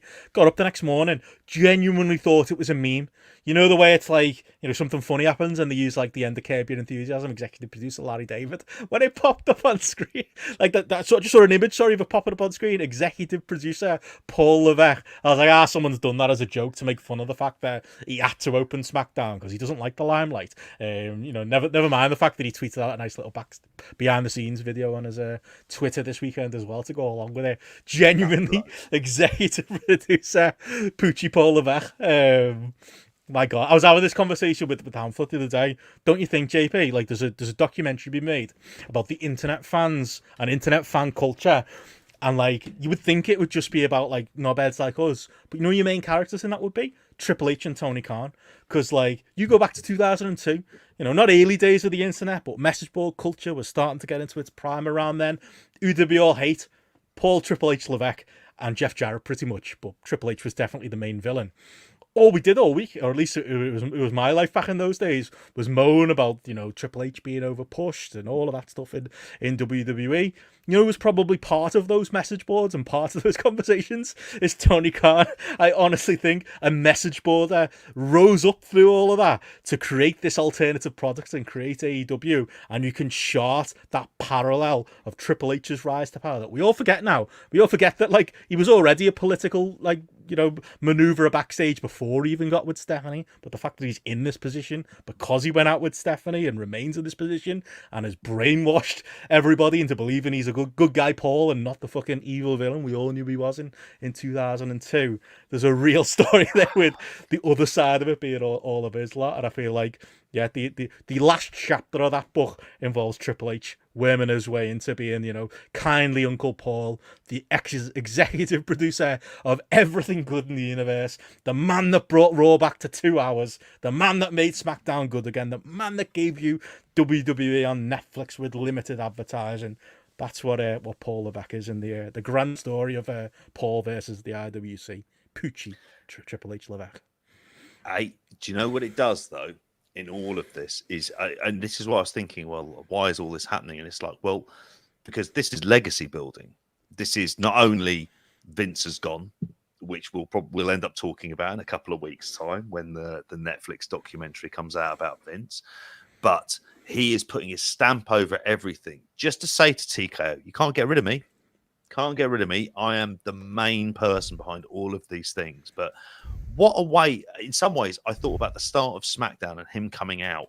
It felt almost reminiscent of the XFL launching. And rather than putting on a game of like American football, what are you putting on? Who comes out first? It's Vince McMahon, isn't it? Because it's all about him. And that's how it felt about SmackDown. It's all about Triple H already. And I thought, this absolute prick, here we go again. We have to see his fucking face all over the place and say thank you for this. And it's just like, oh, Jesus wept. He's got nothing to do with the 2 hours. That's more to do with the fact of that they're paying them like less than, I think they're paying $5 million an episode for Raw. It's $2 million now. There we go. That's a hell of a lot of squash, by the way, I have to say, for video viewers. It's actually Orangeade from is Lidl. it? Oh, okay. What Orangeade? I'm hoping this is an Aldi special. Yeah, the sugar-free Lidl Orangeade, mate. About 61p, something like that. I think you get a bottle. I like them, and I like the flavoured fizzy waters. Don't get Matty started. It's the good stuff. I was livid at the 60-odd pound Aldi shop I did earlier on today, and I looked at it and I went, these, trust me. Did you get a Monzo? Did you pay on your Monzo? Because you get cash back this month. I hope you got your cash back on it. Really?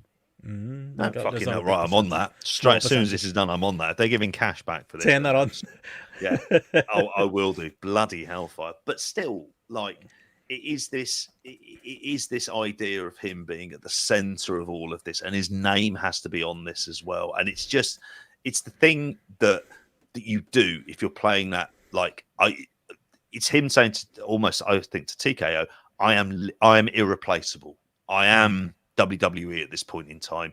It doesn't exist, and he's basically making himself synonymous with a series of very, very big commercially successful deals.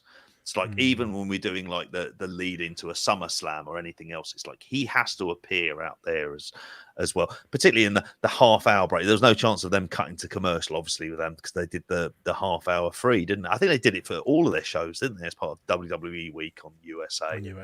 And everything else. So yeah, what a bastard. Honestly, I can't get away from him. I mean, there was a reason I had him as my number one hated wrestler of all time. We're old enough to remember that he's the baddie, but he's actually the baddie. He's still the fucking baddie. Absolutely. Television is better, pay-per-views are better. I actually do agree with a lot of those talking points, but behind it all is one man's ego, isn't it? As we talked about with the Yes movement as well. What do you think on the 2 hour Raw thing? I was listening to John and Brandon Thurston on their show on Wednesday, kind of trying to figure it out. Like, why would USA only want 2 hours? Like, if they're getting Raw a cut rate till the end of the year, surely they want to throw as many ads on it as they can for that last hour. Don't fully have a theory on why it's only going to be 2 hours, other than to say, isn't that fucking great?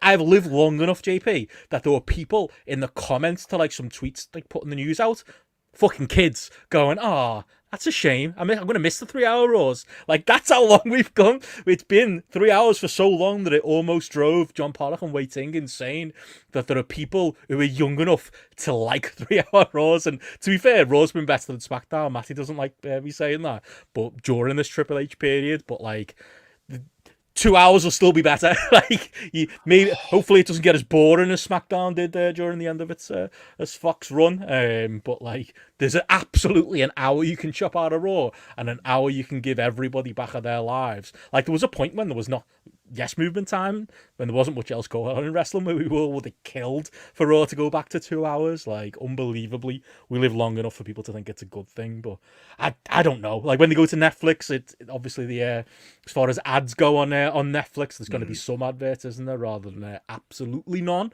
according to Meltzer in the Observer this week. But not enough to sustain 3 hours. I think 3 hours is dead. I think Raw's going to be as long as they want it to be come the Netflix era. That's my guess, JP.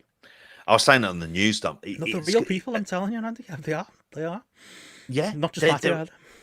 But this is the thing as well, is that, you know, even for the programs that you love, like you've just done a rewatch of The Sopranos, right? Yeah. And as much as you love The Sopranos, you wouldn't want those to be like 2 hour long, because there's a fair chance that the quality standard is not going to live up to what you would want it to be. It's so much of a commitment in one block that isn't kind of live. And I say this as someone who watched like God knows how much sport I watch over it as well. But then with sport, you're kind of, you're in and out, you know, it's a different kind of entity. It's a different kind of television product for like kind of, let's say the NFL, for example, like 3 hours of where you're trying to tell stories and narrative storytelling.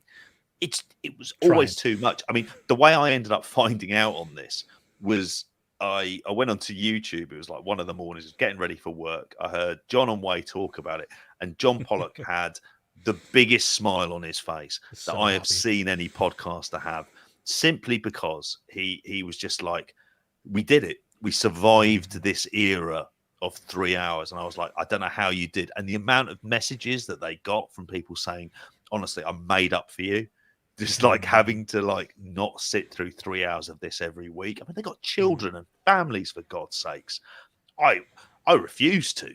Like, still to this day, 2 hours feels like almost too much of an investment. But do you know what?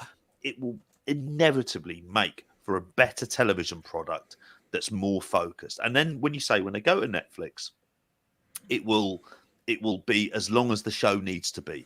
Because I mean, even if you watch any true crime series, they're not always the same length. They'll you know, even for some of the narrative dramas, some episodes will be an hour and 15, some will be 58 minutes. It's just the way they work. And I wonder if the ads are going to be similar to Amazon Prime ads, where they're basically only about 30 odd seconds. They're quite like inobtrusive. They don't like become a big thing where you're like, oh god, I've got to sit through 2.5 minutes of adverts here. It's not really. I'm a YouTube Premium subscriber. I don't know what that's like, mate. I don't watch adverts. They don't exist in my world. It'll be every penny. I think it'll be like kind of 30 odd seconds a time for it, and we'll kind of live with it. We'll think, oh, okay, you'll see it. You'll see. It might be that. It might be like okay, this is how many adverts we've got. Well, if we do 2.5 hours, then it doesn't seem as much. But if it's 2 hours, that's a lot of adverts to get in a 2 hour block. It might depend on those factors. Week to week as well. But yeah. 3 hour Raws, like, fuck. I'm just glad they're gone. Glad they're over. And yeah, we'll see where they push from there.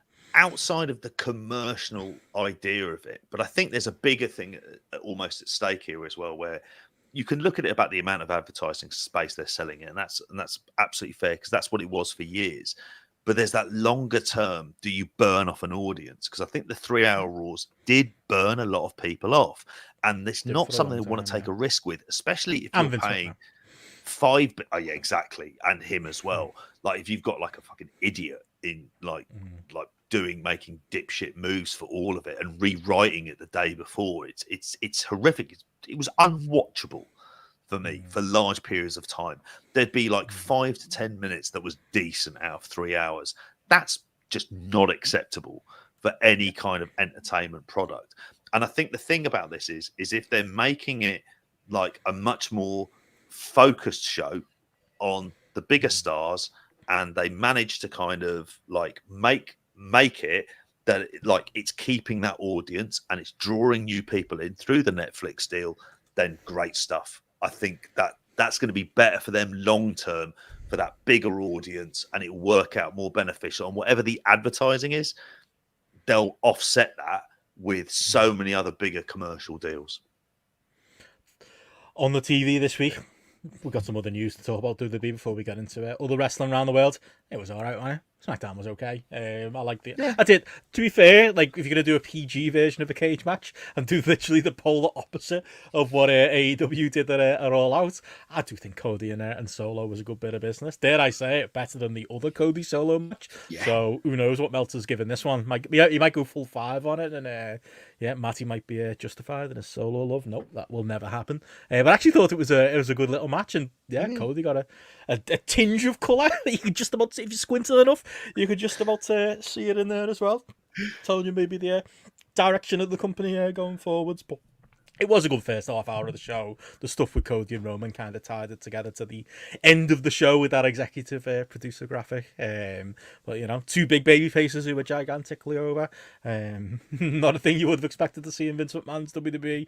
And it is something that is there for the WWE sickos to very much enjoy. And for me, the biggest takeaway was not just the interactions between Cody and Roman, but it was the very clear acceptance now, not just as like a meta thing, or as a thing we all believe. In the story now, it is very clear that Jacob is better than Solo, and WWE are very obviously in the story just sliding Jacob into that prime position and de-emphasizing Solo, because that's who Roman's gunning for, that's who Cody's gunning for, and that switcheroo is very much happening there. And I don't think anybody outside of one particular man we can both think of would argue the toss on that. It's very much the right move, and yeah, they're doing obviously this tag match at Hell in a Cell, which is a solid little move as well, and I think that'll solidify it even further. The Jacob Fatu interactions with Cody and Roman are going to be the headline. Nothing to do with what's his called Jacob. What's his called? Solo, is that his name? Yeah, Solo Sikoa.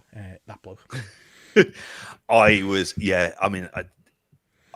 loved the idea of, and it's something that I've almost like had a dig at AEW about. If you do mismatch partners, you need them to be 2 top line stars, challenging, like, you know, taking on tag champs and things like that. If you have them coming together and things like of that nature, you need on a to show where there's other things going on, you can get away with it. I do question, should Cody have a proper singles program at some point with somebody of an equivalent star quality?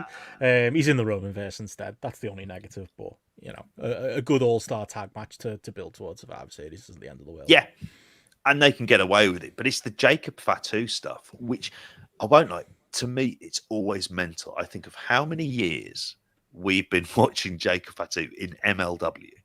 MLW, by the way, not TNA. He had 1-2 matches in New Japan.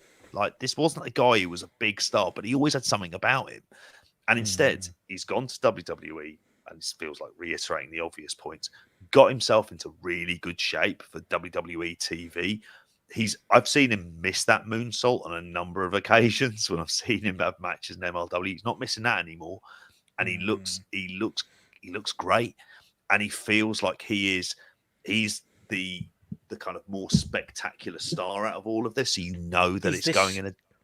He's this generation's, like, you know, like we just again Yes Movement, Bryan, Punk, you know, those indie guys who, like, it feels like a guarantee now that they were going to make it in WWE, and like. I believe that as somebody who was watching them in ROH.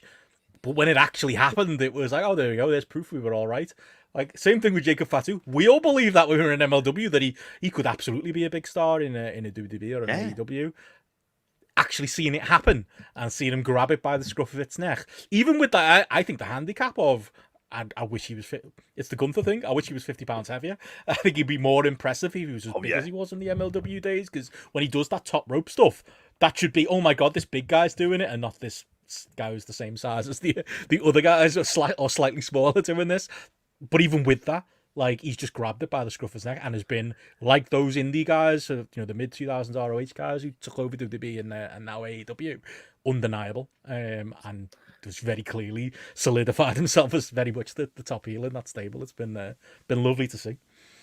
Oh, he has, and every time you saw him in comparison to Solo Sikoa, you were like, this is the guy I want to see. I want to see Jacob Fatu. I do not want to see Solo Sikoa, which when watching SmackDown and hearing the promos and the build, I was just like, oh my God, he's not got it.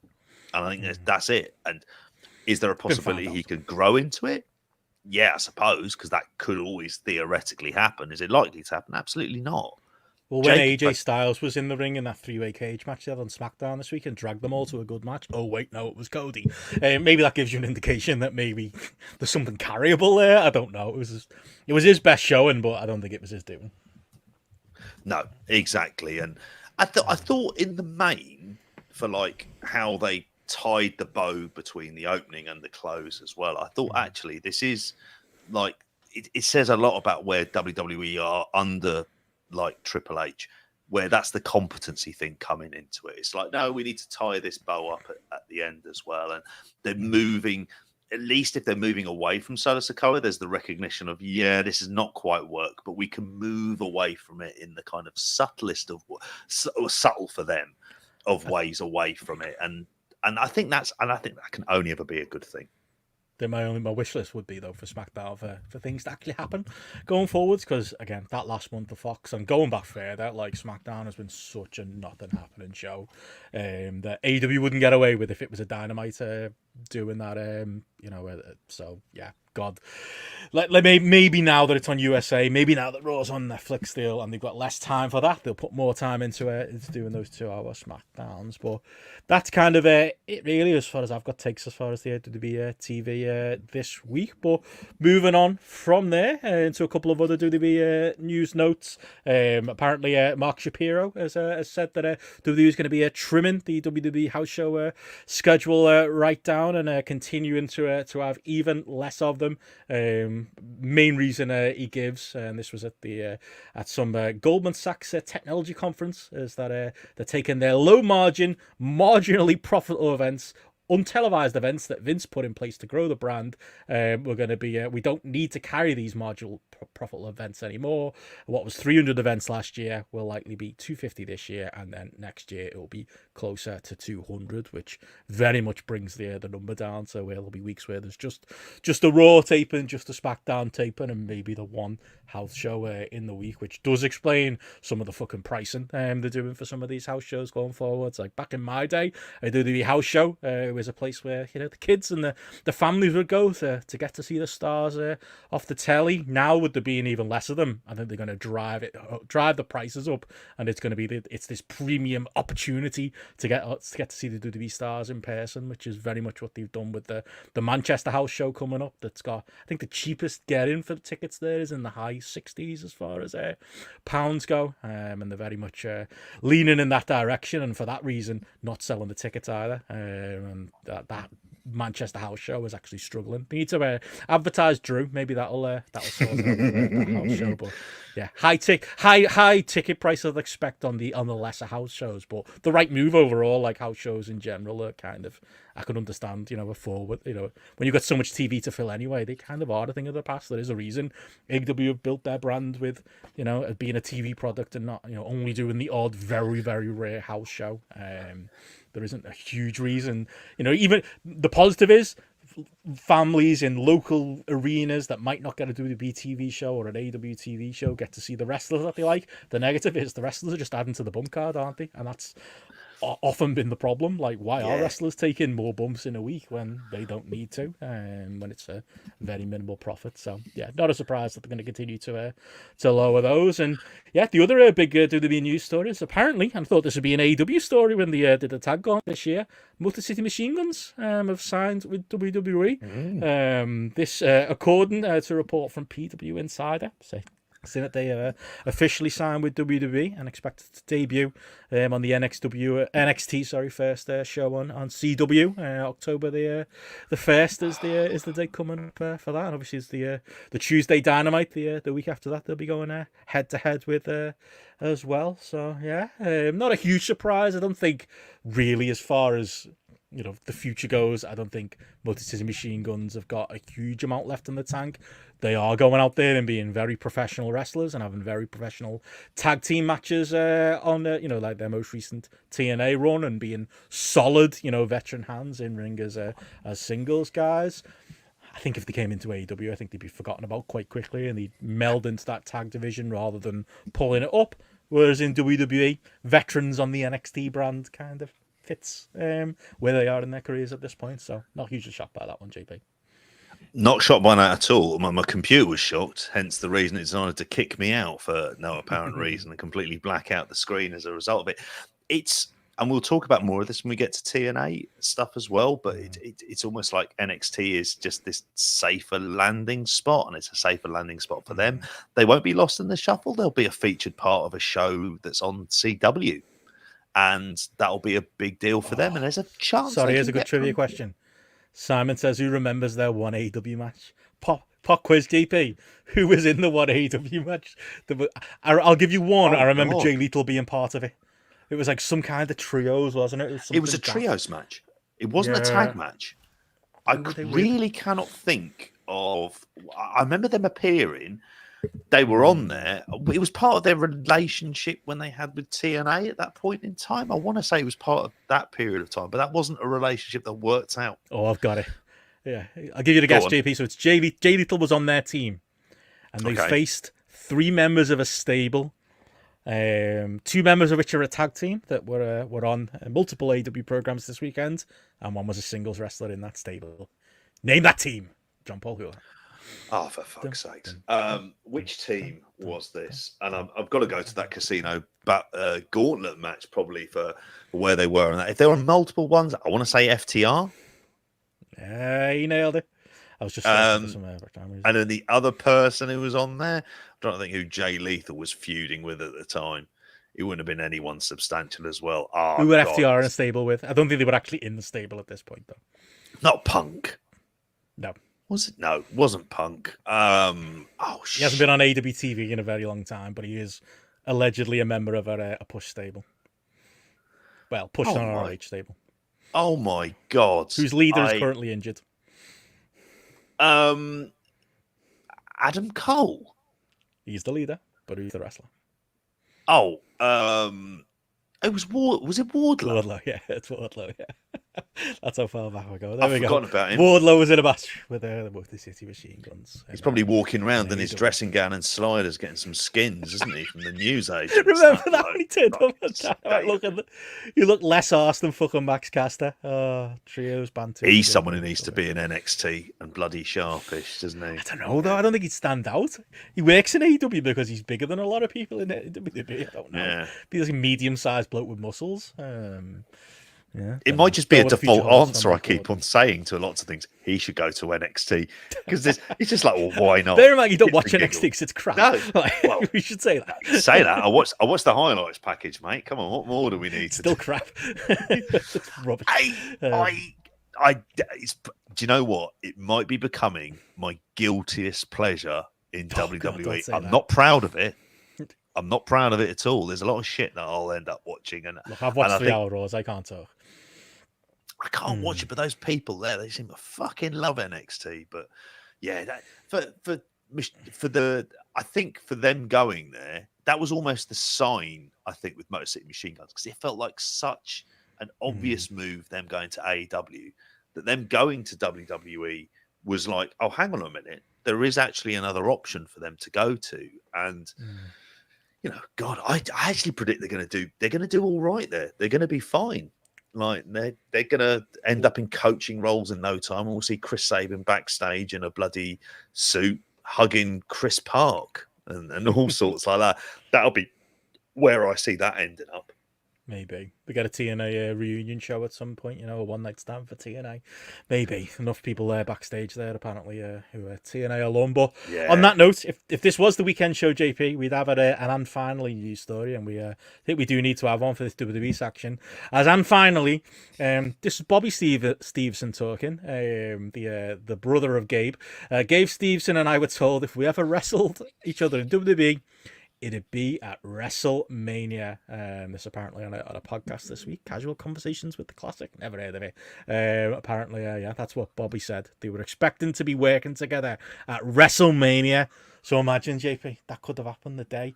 It would be me saluting my tribal chief, acknowledging my tribal chief of Matty Edwards at our live show, all as we were on the long build to the big main event of WrestleMania of Gabe Stevenson versus the other one, Stevenson.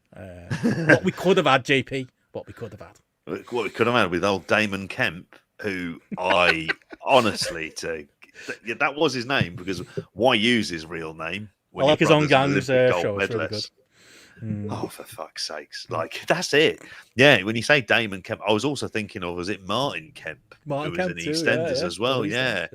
EastEnders, He was there for a long time. I want to say it was him and Tamsin Outhwaite. I'd have to ask Vicky what his name was. Star in of Terminator 3D. Steve someone in EastEnders. I'll get sidetracked with this and end up taking it off on a thing on there. But yeah, fucking hell. They're not missed, are they, those blokes? I think probably Damon Kemp more is for the hardcore NXT, but even having admitted a quiet NXT fandom, even I am like going, I would know who this bloke is.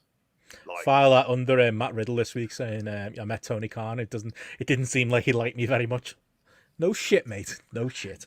That man has not ended up on AEW shows anytime soon. But there we go. That's the end of your EWDB news. There's your Stevenson update. It might still happen. Well, imagine it happens. Imagine they get back into the company. It turns out Triple H is actually a big fan, and it was Vince that didn't like them, and he ends up at a WrestleMania main event. Do I have to do like 2 forfeits then? What will I do? I don't know. Good thing is the day will never come because he's fucking crap. Yeah. Anyway. You'll have to pass off the old necklace onto Matty there for that one, won't you? I don't know what you'll have to wear a load of NXT gear for it. For those of you curious, Martin Kemp's character in EastEnders was Steve Owen. As well. Yeah, that rings bells. Well, to get into some other news and notes and a couple of reviews of other shows going on around the Western world, we have Royal Quest 4 coming up as Zack Sabre Jr. has accepted Sonada's challenge for the main event of this show, JV. I mean, I would just guess from, little things here and there, that is very much, nice boots there and being advertised on the Post Wrestling site. I would very much expect that's the doing of New Japan and not their British partners. But for whatever reason, it feels like for the longest time of this New Japan and the UK relationship, it just feels like they think the Brits just love LIJ. Doesn't it feel like every time it's like, oh, we'll send them LIJ, we'll send them Evil back when he was in there. We'll do that. We'll do more LIJ lore over in the UK. But yeah, that's unfortunately the match we're getting at Royal Quest, where of course Zack Sabre Jr. might well be the world champion, the IWGP champion at that point, depending on what happens at King of Pro Wrestling. But yeah, that and TMDK versus Tanahashi and Tomohiro Ishii are the matches announced for Royal Quest that we know. I'm not sold on it. I'd be more keen on the Doncaster show that they're running, frankly, Rev Pro. Than Saturday, Danny Dome. It's my stepdad's birthday. It's a surprise party. Don't nobody tell him on that Saturday. So if anybody knows my stepdad, Paul, keep it to yourself. Unless he's listening, then I've just ruined it. But anyway. That's a whole bigger conversation if he's been listening to this all along. If you got 1 hour, 56 minutes in, I'll be genuinely quite shocked. But yeah, I can't go, but I'd rather go to the Doncaster show. Absolutely. The Rev Pro offer show will be... It'll be probably a step above this because not the most exciting so far. It isn't, and and like I've said a few times, I fully expect Zack to win. I think that actually might be happening, in terms of a King of Pro Wrestling. And if it's him versus Sonada, you can imagine it. It's like, well, what's a lazy New Japan match that they can put on after he beats Naito? Oh, here comes Naito's old mate Sonada, being fucking boring. And I tell you what, I wouldn't be surprised if he fell asleep in the ring as Sonada walked down, because that's how boring he is. He adds absolutely nothing. For me, it is the epitome of an anti-draw. Him being in a featured position on this makes me think, nah, I've got no interest in going. Just tells you where you are in New Japan. Because, there isn't anything fresh. You think of all the other people in LIJ that he could face. It could be, well, they won't do Yota Tsuji yet, but let's just say Shingo, just out of sheer laziness, or Hiromu. You think, that would at least be kind of fun. Sonada, you know that there is a limit on this, and it's not a high limit either. You're talking at best 3.5 to 3.75 stars, and they'll do and exchange some technical stuff. He'll pull 0 facial expressions while you do it, and you'll just be, wait, can we get to the finish? No, you've got 25 minutes to sit through, and you'll be like, oh Christ. It'll be that time I watched, I think it was Zack versus Kushida, and it was 40 minutes long, and I was nearly falling asleep in my seat. In fact, I was nodding at points because I was just like, fuck me, I'm bored. And this is where we are. Well, Awful. speaking of main events, we've also got announced switching gears to a bit of a TNA. While I was watching the CMLL Anniversary show, actually got some notes on that to get into in a little bit. JP, you were watching some Victory Road, as it is now official. Joe Hendry's going to be taking on Nick Nemeth at Bound for Glory for the TNA World Heavyweight title. What's your thoughts on and how they got there, and how much of Victory Road did you see from Friday? Another sellout, I believe. I say that like I've just found that out myself. JP wrote it on the notes. Another sellout, I believe, JP. Wow, well done, lads. Well done. But biggest crowd they did in the US, which if you think of that relaunch show they did at the start of the year, that did like 1,300 in that really nice arena. Do you remember that at the very start? And we were like, oh, okay, this was quite good. And it was the one where Nick Nemeth debuted. This one did closer to 2,000. It looked packed, which is interesting. I say that I saw a couple of shots. The building looked good too. The set and the ropes and the kind of red velvety kind of look. Yep, it was very close to being the backdrop this week, except all the pictures of it had TNA wrestling all over, and I went, I don't like it. And I was on a high from the North London Derby, so I went, I'll go with these lads instead. I'm much happier about that. I mean, and the reason it happened is Joe Hendry tapped Josh Alexander out, which there was a couple of things for that. I thought, Joe Hendry they're going with, which makes complete sense, or they should be going with here, because he is by far and away the hottest of the TNA men's singles wrestlers they've got. The fact that Josh Alexander is just going to be doing a series of these jobs as he leaves, and probably ends up in NXT, and probably ends up in a coaching role as well, because that feels like A, there's storylines he can go into, but B, he must be nearly 40 now, Josh Alexander. So like it makes kind of sense for him at this stage of that's probably the peak of where he's going to end up. I mean, as long as he wins, I mean, this is the thing. He's going to be financially successful. And I think this is the mad cap world that we live in, is that a WWE relationship with another company is working out really well for the other company. And I can't think of a time in history in every way except creatively. Apart from creatively, it's the least I've been interested in. There are TNA negatives for ages. But there are. I think though, because we are the read the history book people, but I think things swung the other way too far, where it's like everything about this relationship is negative. What are TNA getting out of it? And I hear those arguments when it comes to who's featured on whose show, and what TNA are getting out of it wrestler wise, and what WWE are getting out of it, which is a fucking, Joe Hendry on their shows over ready-made, ready to steal. Like there's a very clearly read the history book, as we'll always say. WWE are going to come out on top at the end of this relationship, but it shouldn't be as black and white as that, because quite clearly from a business point of view, TNA is being helped more than people want to admit, and it coming at a time as well where the TNA creatives pretty dire, and they haven't got Scott D'Amore, and they haven't got they don't seem to have a clear direction they're going outside of piggybacking off NXT. From a business point of view, their heads I think are being kept above water because of that WWE relationship. That's where I'd go with the JP. Oh yeah, absolutely, and you don't blame them for doing it, because they're a hand-to-mouth company ultimately, and if they are at various points, it's been rumored in terms of sales and everything else, you want them to appear to be like a viable business prospect. But really, what is TNA at this point other than a finishing school for NXT? Because these aren't people who are going straight onto the main roster. This is for them to Joe Hendry versus Nick Nemeth for the right for Joe Hendry to end up in NXT. That's really what this is full time. Like that's what this match is, and that's what so much of this show is. And the people they're getting, are they exciting? Nah, not really. Couldn't give less of a shit about Wendy Chu. Not convinced in the slightest. And I saw her match that she had with what was it? She had a match with was it Kalani Jordan or something like that for the whatever the secondary title that there is in NXT. Says the big NXT fan in the room over here as well. But you look at the shots, you look at the ticket sales, you see like the fact that TNA Plus subscribers apparently is up as well at the same time, and for a lot of the wrestlers, they seem motivated because they now see a way in. It's like someone like Zachary Wentz. Wouldn't have cared about him for a long time. Him and Mike Bailey had a good match. Now, people have been going, I think, a bit overboard with it. I say 3.75 because it was the match that you kind of expect it to be. However, it's clearly a case where I looked at Zachary Wentz and I thought, are you good enough for NXT? And it's like, well, yeah, you are. Obviously you are.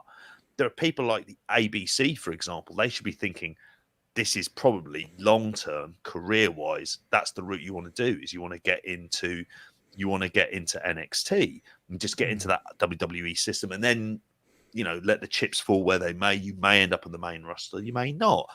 But it is fundamentally, like, as far as a relationship for what, and to give you a bit of context, Victory Road last year drew about 600 odd fans when I looked at it. This one's closer to 2,000. You can't really argue with that. We've seen them in the absolute doldrums, and even when they were putting on good shows that we liked, and we would say, you know, each of the month they'd have 3 matches, commercially it wasn't doing anything. Now it is, and that's purely because of the NXT relationship and the exposure that they get from it.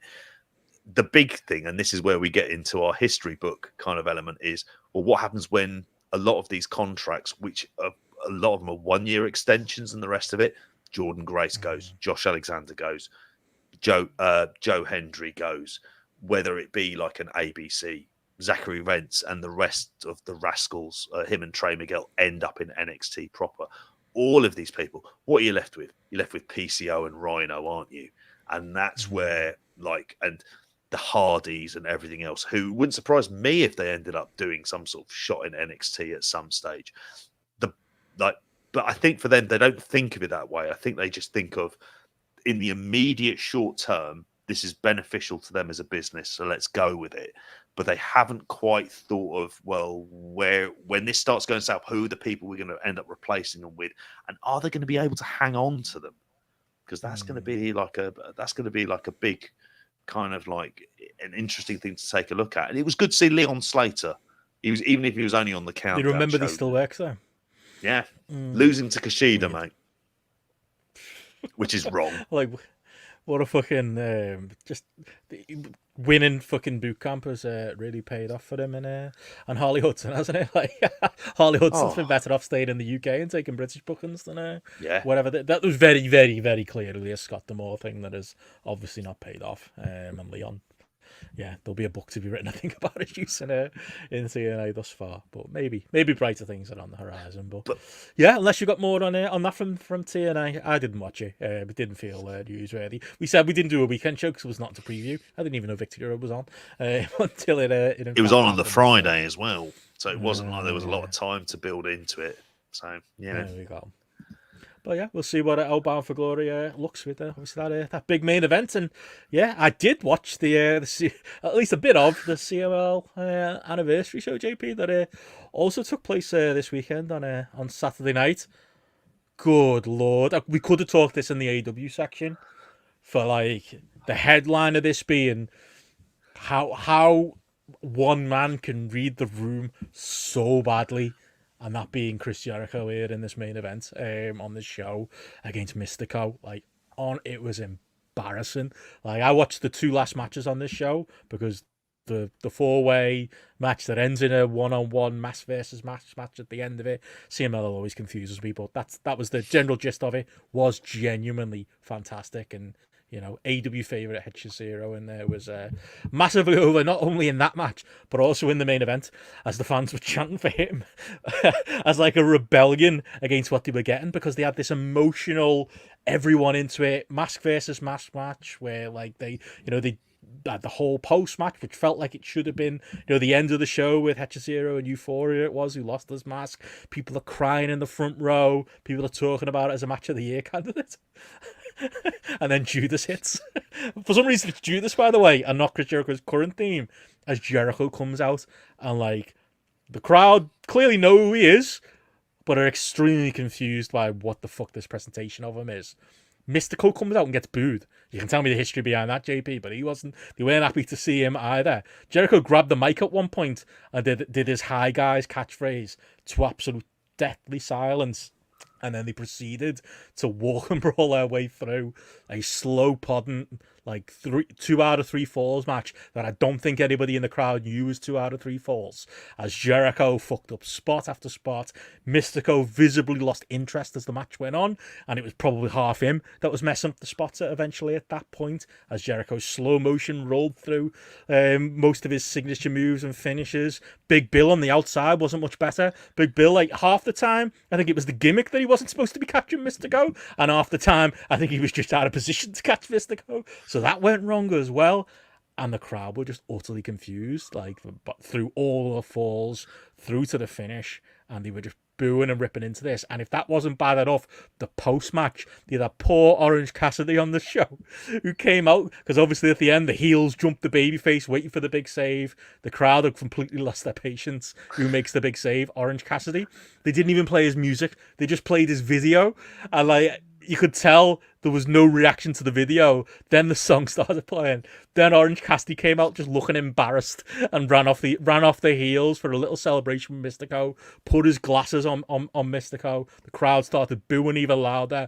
Orange Cassidy just did a runner, was like, fuck this, I want no part of this, and he gets off. And then Mystico just stands in the ring posing with the sunglasses to end the show as boos rain down. It was one of the worst bits of business I've ever seen to get over a mid-card AEW angle in the main event of what I believe, JP, is CMLL's biggest show of the year, which had the rightful main event right before it. I don't know what they were thinking going into this, but it was. I watched it for, like, perverse entertainment, and I did get that perverse entertainment, but it was shocking. Jericho's been bad on Dynamite. He was 10 times worse here. It was absolutely, from what I watched of this match, I have to say, I was struggling to pay any attention to this whatsoever, because it was so fucking slow. And it was just so many things were just going wrong. And by all accounts, it was the fact that Jericho was massively over as a babyface, so the crowd decided they hated Mystico, which then the whole dynamic's fucked then, isn't it, at that point? Yeah. It's gone. Jericho's playing his AEW character. Awful. Yeah. And it felt to me like it was like the spirit of, because when I've seen CMLL, I've liked CMLL, even with stuff that I don't generally get. Like, just the arena is spectacular. They have some brilliant, like, workers, and in that lucha style, which is obviously so hit and miss at best, like, they tend to get it right. But this felt more like AAA. This felt more like AAA just getting shit wrong, like not getting the reaction they want, crowds being confused by all of it, just going, oh my God. I didn't mention this when you asked me what I thought about All Out. One of the reasons I liked All Out is there was no Chris Jericho. And that was, like, honestly, it was like a weight being lifted, that there wasn't this need to get someone on there who has no business being in there as well. And this is, it's, you know, you'll see people defending it for the sake of defending Chris Jericho, but it's just indefensible at this point. And think about, this isn't the Mystico who was like the massive draw of the kind of, you know, late 2000s into the 2010s. Like, this is just like, you know, he's put on a few yards, and I'll talk about it because he turned up in MLW as well, and that was no fucking great shakes. But, like, this is their big show. I think last year when we watched, like, the 90th anniversary, there was the Mask versus I want to say it was a Mask versus Hair match with Volador Jr. And I can't remember the guy who lost his mask, and he was in tears. His wife and his sister in tears, and all of the emotion, which it sounds like, I didn't see the match before, but I heard it being, like, massively praised. Like, that's the stuff that they want to see. And it's not like that. It's not like recent CMLL to kind of fuck this up so badly, but fuck it up they did. And yeah, it's just like, you just shake your head and go, what the fuck, like, for this. And maybe it worked from, like, a reverse advertising point of view, because that was so bad it almost made me want to see it, which meant I saw the semi-main event, which was genuinely great. Like, it was the good and the bad, to be honest, and, like, it maybe shined more of a light in some ways, even though it's a negative light on the show, kind of ending with that complete nonsense for a mid-card AEW angle. But all the other AEW stars they've brought in have generally worked. When they brought in the Lucha Brothers, like, big house, massive reactions, that was great. When they brought in Blackpool Combat Club, that worked. Danielson in the singles match, That worked. Willow Nightingale in an emergency, who was on this card losing the CMLL women's title as well. All of that stuff has worked, but they've brought in people who like their working boots on. Yeah. And I know, like with Jericho, you're just not getting that. What you're living off is faded memories of someone who just can't do it anymore, who's not up to it. And there's no one in AEW, again, this reiterating an old point, really, hasn't got the courage to say, mate, you've not got it. You shouldn't. We're not putting you on pay-per-views anymore. We are phasing you out. Feels like he's lost a bit of power there. Hopefully that ends up being true, because he deserves to. But I will say, it did put a bit of a shine light on that semi-main event. I had a lot of fun watching it. Didn't fully understand what was going on at first. That it was a 4-way match where you can get eliminated, and that's good because you're not in the mask versus mask match at the end. It's a weird way to get to a mask versus match, and really it was 2 matches. It was like a 4-way for about 15 minutes, and then what felt like about 25 minutes for like the final stretch of the match. But it was kind of comforting to see like Hechizero, who's obviously become a name in AEW, and we saw him at Rev Pro last month just to see how over he is and how over all of his submissions and near falls are. Thought he looked really good. It was him in Euphoria's like the final 2. He ended up winning it with what was the old Chikara special called, whatever they call that now, into like a weird submission, like a roll up into a submission. But there were loads of like near falls that the crowd were living and dying by. Like it's like a party atmosphere. You're watching it, it's like full of people. You're like, I don't think this is on the level. I don't think that half the people in this crowd really know who these people are or who they're cheering for or why. To be honest, if you go to the YouTube comments, you see a lot of people just having a go at Jericho in the main event and talking about how this semi-main event was the better quote-unquote fight, because it was. But bit on all of those near falls, and it was, despite me watching it kind of only half really understanding what was going on, although Hechizero looked great, and it led to like a really big like emotional moment at the end of it. This felt like the best of CML, if that main event was the worst of it, JP.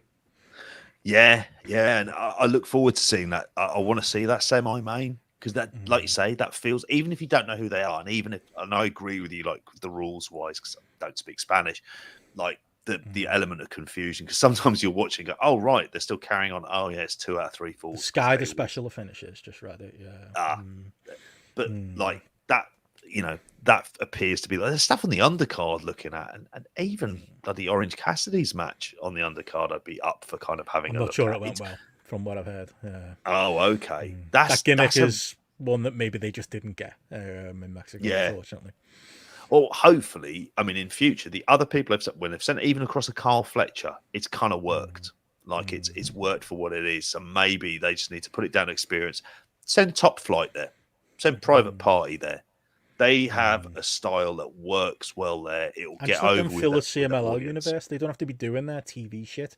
This TV feud over a fucking jacket where they're in Castle and Jericho. Just let them be part of CMLL and do whatever CMLL is currently doing.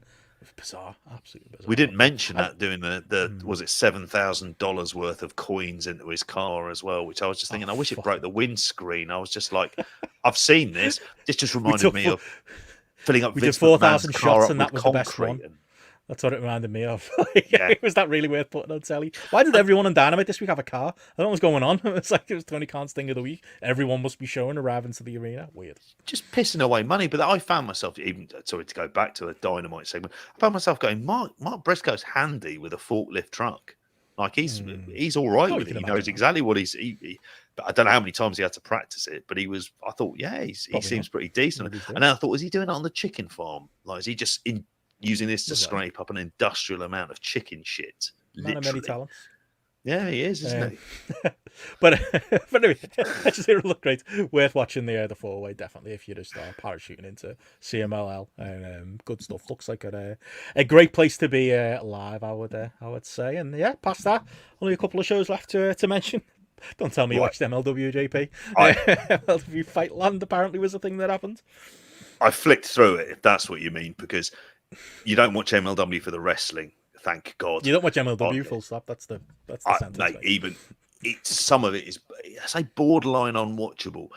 It's when you find yourself watching the Andersons team of Brock Anderson and C.W. Anderson going over the Bombier Fight Club of Alex Kane and Mr. Thomas, because JBL comes out, punches Mr. Thomas, who's a big bloke. Was he Blaster McMassive in Chikara? Oh, is and that who that is? hits him Right. with a lariat, and he's taking a pinfall loss to Brock Anderson. I was just like, this is wrong. This is fucked. Absolutely fucked. Like it is like, oh God, it really feels like the dregs at times as well. Like just watching it. Mystico wrestled twice on this, and it wasn't a big crowd as well, and they didn't appear to care that much. I mean, he won the Opera Cup, which I suppose, thank heaven for small mercies. Normally, that's the preserve of Davey Boy Smith Jr., who wasn't on this card, so I didn't need to see him on it. And he had a couple beat Bad Dude Tito, which I was sad about, and then beat Kenta in a main event, which is 17 minutes 43 that I had on times 2.5. At one point, I just need to get through this just to see where we get. Is there anything I've missed? And I was watching it. It felt like I was watching it at normal speed. I was like, oh God, I could hardly care about it. Watching Mads Kruger throw the worst fireball, which just fell at Satoshi Kojima's feet. And then he had to sell it like it went into his eyes, and he got DQ'd in the world heavyweight title match that went 7 minutes. 7 minutes in there. So I was gone, JBL, Brock Anderson, shit fireball, like a Kenta who, my God, man who was checked out in the biggest possible way. Okamura winning, and he just doesn't, he's there to lose. That is his primary role. He's the bloke who tags with the Japanese star and then takes the pinfall for that team. And he's beating Adam Priest, who's meant to be one of their guys. And it was just like, oh my God, just awful. And then after the world title match, like Matt Riddle came out, and I was just like, fuck me, lads. This is That's his place. It's not even got the guilty pleasure element to it, and it hasn't got like the likes of a Jacob Fatu as it would have back in the day, or a Tom Lawler in a push position. And it's just like, oh, and this JBL thing, I don't get it, and just I don't doing the care. same spots in different places, isn't he? Yep. Just going around in the same suit. Like it's Yep. basically the same footage every time you see it. Whatever he's trying to sell, I'm not buying, and I never will buy, and I'm not interested, because he turned up in TNA as well. Message board doesn't know he's the heel. It's like early Triple H. But he was in that cast of characters. It's just so bad. It's and it's just lazy as well. He just comes out and he doesn't even change his facial expression. Mark Henry did more when he sat in a seat at what was it? When he was doing the judging for the AJ Francis versus Alex Kane match that I watched at a previous MLW show. I think Chris calls him a knockoff Jeff Jarrett. That's an insult to knockoffs. And I include the film Knockoff that starred Jean-Claude Van Damme, which was about them doing some sort of drug smuggling involving jeans. And I'm not joking about that. That was actually a thing that occurred. God awful. Absolute, this was bad. But I tell you what wasn't bad, mate. I'm glad you watched it. Oh, no, the intro to the show, we got distracted by JP being a referee. Not the only wrestling you saw this weekend, JP. Oh, no. This is what I want to hear about. It was we were back to the Oxford Academy, mate. It was for the third time that I've been there for British Kingdom Pro Wrestling. And I met up with Joe. Amazing. He loves going along to these. And we've also said we'll go to the United Wrestling show. But really enjoyed it because as a family show, and this is where I wouldn't argue. So there's me, there's Vicky, there's Harry, there's George, and there's Charlie. 30 quid for tickets. Oh, that's good. Did I smuggle in food and drink? Obviously, it's me. I say smuggling. We had it underneath Charlie's buggy, and it was absolutely fine. We sat up there. It's probably about, Vicky had counted it, and I want to say it was about 90 people there as well. And it was like, on there, it was a 5-match card, and people had their working boots on. Saw the Swindon Hulk Hogan, Sami Zayn. He was in the opener. Honestly, against Prince Phoenix in there. That was big name. Yeah. Oh, shit. Oh, mate, he was fine. The kids got a photo with him in the ring, and I include Charlie in that. He sat on the Saints lap, who was at all the 4FW shows. He was in there against Saxon Huxley. They had like a 15-minute match. That was decent. I won't lie. For this kind of a show, it was perfectly decent. Tiger Ali, who you might remember, he wrestled Kenny Omega after he was the opponent after he beat Kazuchika Okada, which is just like a weird pop trivia question to put in there. Who did Kenny Omega face next? Tiger Ali and Swindon. And he did. Well, we had this conversation when we were watching the show, going, he's definitely the best Tiger Ali out there, and I'd include Tiger Ali Singh and his dad, who was shit in Japan, but like inexplicable. Well, he was a legend because he wouldn't lose, and those kind of lads become legends. Like perfectly, the standard of wrestling, perfectly decent. Family entertainment, absolutely. They knew what they were doing. The last time they didn't draw as well because they were up against Oxford in the playoff final against Bolton, so they just misjudged it because they were all everyone had gone to Wembley for the day, and had said that before. And they, and then in the main event, and this is a guy I honestly think has a bit of potential to him. His name's Chris Bronson, and he was up against Antonio De Luca. Last time, the first time we went to them as they'd rebranded as British Kingdom Pro Wrestling, Joe was sat next to his parents and had a chat. He's from Bristol, and how's their roast making skills? That was the show with Shun Skywalker. There was no Dragon Gate lads there, but I was joking. I was going, we could get them in there. There's Noah bookings here going spare, and maybe this is the place that we'll find them. But they had a match, right? And normally most of these matches, they're family shows. They were up and down the aisle. He took a bump off what was like a kind of like seating that you'd use for, frankly, an assembly in school, because it is literally the hall where they do assemblies. He took a bump off that. Harry was stood down on the stairs trying to get a better view, and they started brawling past him. And it was like, oh, fuck. Like, Vicky at this point had taken Charlie for a walk. I went, oh, no. Has this gone badly wrong? He was fine. He was loving it, to be honest with you. And he asked if he could go back to the next show. Took a bump off that. Took a drink, because they were selling, like, cans of beer and stuff.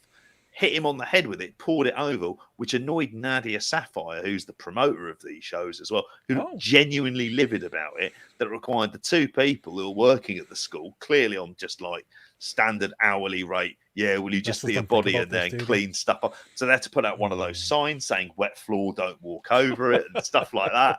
During the match, he won with a bull shot. He was a cracking heel. Chris Bronson looks in decent shape.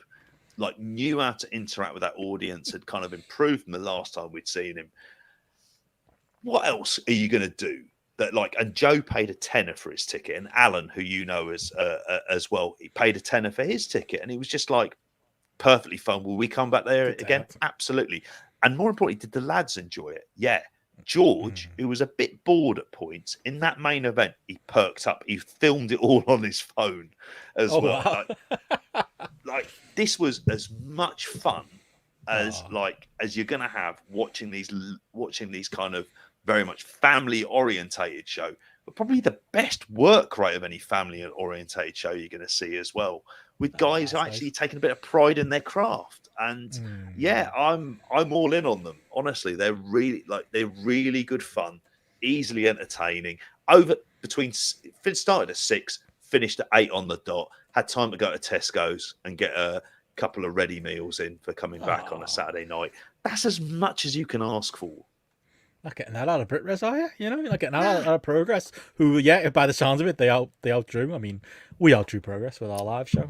Looking at the numbers dealing that Noah good last week, but and I tell you what, they didn't have to fly in a load of lads from Noah in to do the job. They didn't even have to fly in lads from Dragon Gate to do these kind of numbers as well. And you just hope that these kind of shows do well. Like they really, I was. That's what it's built on. Yeah, really, I was quietly impressed. But mate, you would have enjoyed it if you'd come along. You'd just thought, this is really good fun. Oh, it's a shame that I've actually got the car this weekend. I could have gone. Didn't even think about it. Oh well, next time, JP. Next time. We'll figure it out. Next time, if we get to United Wrestling at the Tap Social where Joe had his wedding reception, they do wrestling there. They do that on I want to say it's mid-October they're doing that. So I look forward to that. They've got GPW booked in October. I mean, they've got me booked, but either way, whichever way they do. Sunday the 6th of October at the Monaco Ballroom. We'll be there. Us and, anyone wants to come along, do come say out. See the sights of Wigan, have a few pubs, see some stars in the ring. Maybe for 11 seconds, maybe for longer, be great. GPW seem like they're the high benchmark for this kind of wrestling show, which I always think people think we're somehow demeaning about it, and we're absolutely not. No. Like, this is the place where you learn the best. Built on, isn't it? Yeah. Absolutely, it's where these guys grow, where they learn, and you have fun at a cheaper rate. At a point in time in the country where doing anything is really expensive. Yeah, absolutely. And GPW is the same way. I probably guess the in-ring's a little bit of a higher standard, but that sounds like it's a bit of a decent standard in itself. But yeah, I think their tickets are about a tenner or so as well. So yeah, I'll be there for sure. I'll get in. Maybe some of the lads will be as well on the 6th. But yeah, I'll consider maybe coming down to Oxford for one of those shows at some point. Always sounds like a cracking time. Yeah, better that than going down to the Electric Ballroom. You wouldn't catch me there dead at this point. I was feeling a bit sad I wasn't at the Ritz for that Noah show, and then I saw the crowd at the Electric Ballroom, and I just kind of laughed to myself. But well, BritRes gonna BritRes. But there we go. Anything else to discuss, JP? A lot to catch up on there. A lot of news, a lot of shows, a lot of reviews. All going on. Enjoyed that. Nice little Sunday spotlight. Oh, mate, I'm loving it. If this is what Sunday spotlights are like, count me in. I think I'm down on this, honestly. I think I looked in October and November. Early finish for us. I know, it's not even 11. There's a pay-per-view like every other Saturday in October and November. So yeah, even if it's not every week, you're probably going to expect a few Sunday spotlights coming up. But let us know in the comments what you prefer, what you like with the layouts. If you're enjoying the little live dealer's choice pre-show on Tuesday, obviously, all that. And just to say, in terms of the structure, what we're hoping for the next couple of weeks, during Dealer's Choice month, certainly we're going to be doing Dealer's Choice on Tuesday. We're going to have the pre-show on at that point, and then Thursday for the weekend show. Sorry, I hit my mic there. Thursday for the weekend show as well. I think it's worked out well so far. So people like it. Obviously, tune in Tuesday. You'll get JP's pre-show and JP's Dealer's Choice as well. I'll be revealing my one as well. Anything else to plug, JP? I think that's it, really. All I'd say is patreon.com/GRAPPL, youtube.com/@GRAPPL as well. And if you get yourself across that, apparently you can buy the shows individually now as well. So if you just want to listen to the Yes Movement show, have a bit of a taste and listen to that, I'd almost guarantee you'll be back because of all the content. £3, but not if you buy it on Apple. They add like £1.50 if you buy it via your iPhone. So don't do that if you were planning on buying a single show. But if you're out there and you fancy just a one-off, rather than coming for one, but you get free trials, you can sort it out. But yeah, lots of options to see and listen to all our stuff. But yeah, if you enjoyed this and you'd like to be live with us, our patrons do tune in live all through the month for all of our shows. But yeah, thank you to our patrons, thank you to our live patrons who've tuned in for this tonight, this rare Sunday spotlight, and yeah, of course, big thanks go to our outgoing King of the Mountain, Mark Buckledy, as well as our current Kings of the Mountain, Conor O'Loughlin, Eddie Sideburns, Chris Platt, Ewan Cameron, Carl Gack, and Mark Buckledy. But JP, I thank all those guys, and I thank our YouTube members as well. But I think more than that, thank you to ourselves. Yeah. Good night, everyone. Bye. Wait to hit the button on that all night. Good night, all.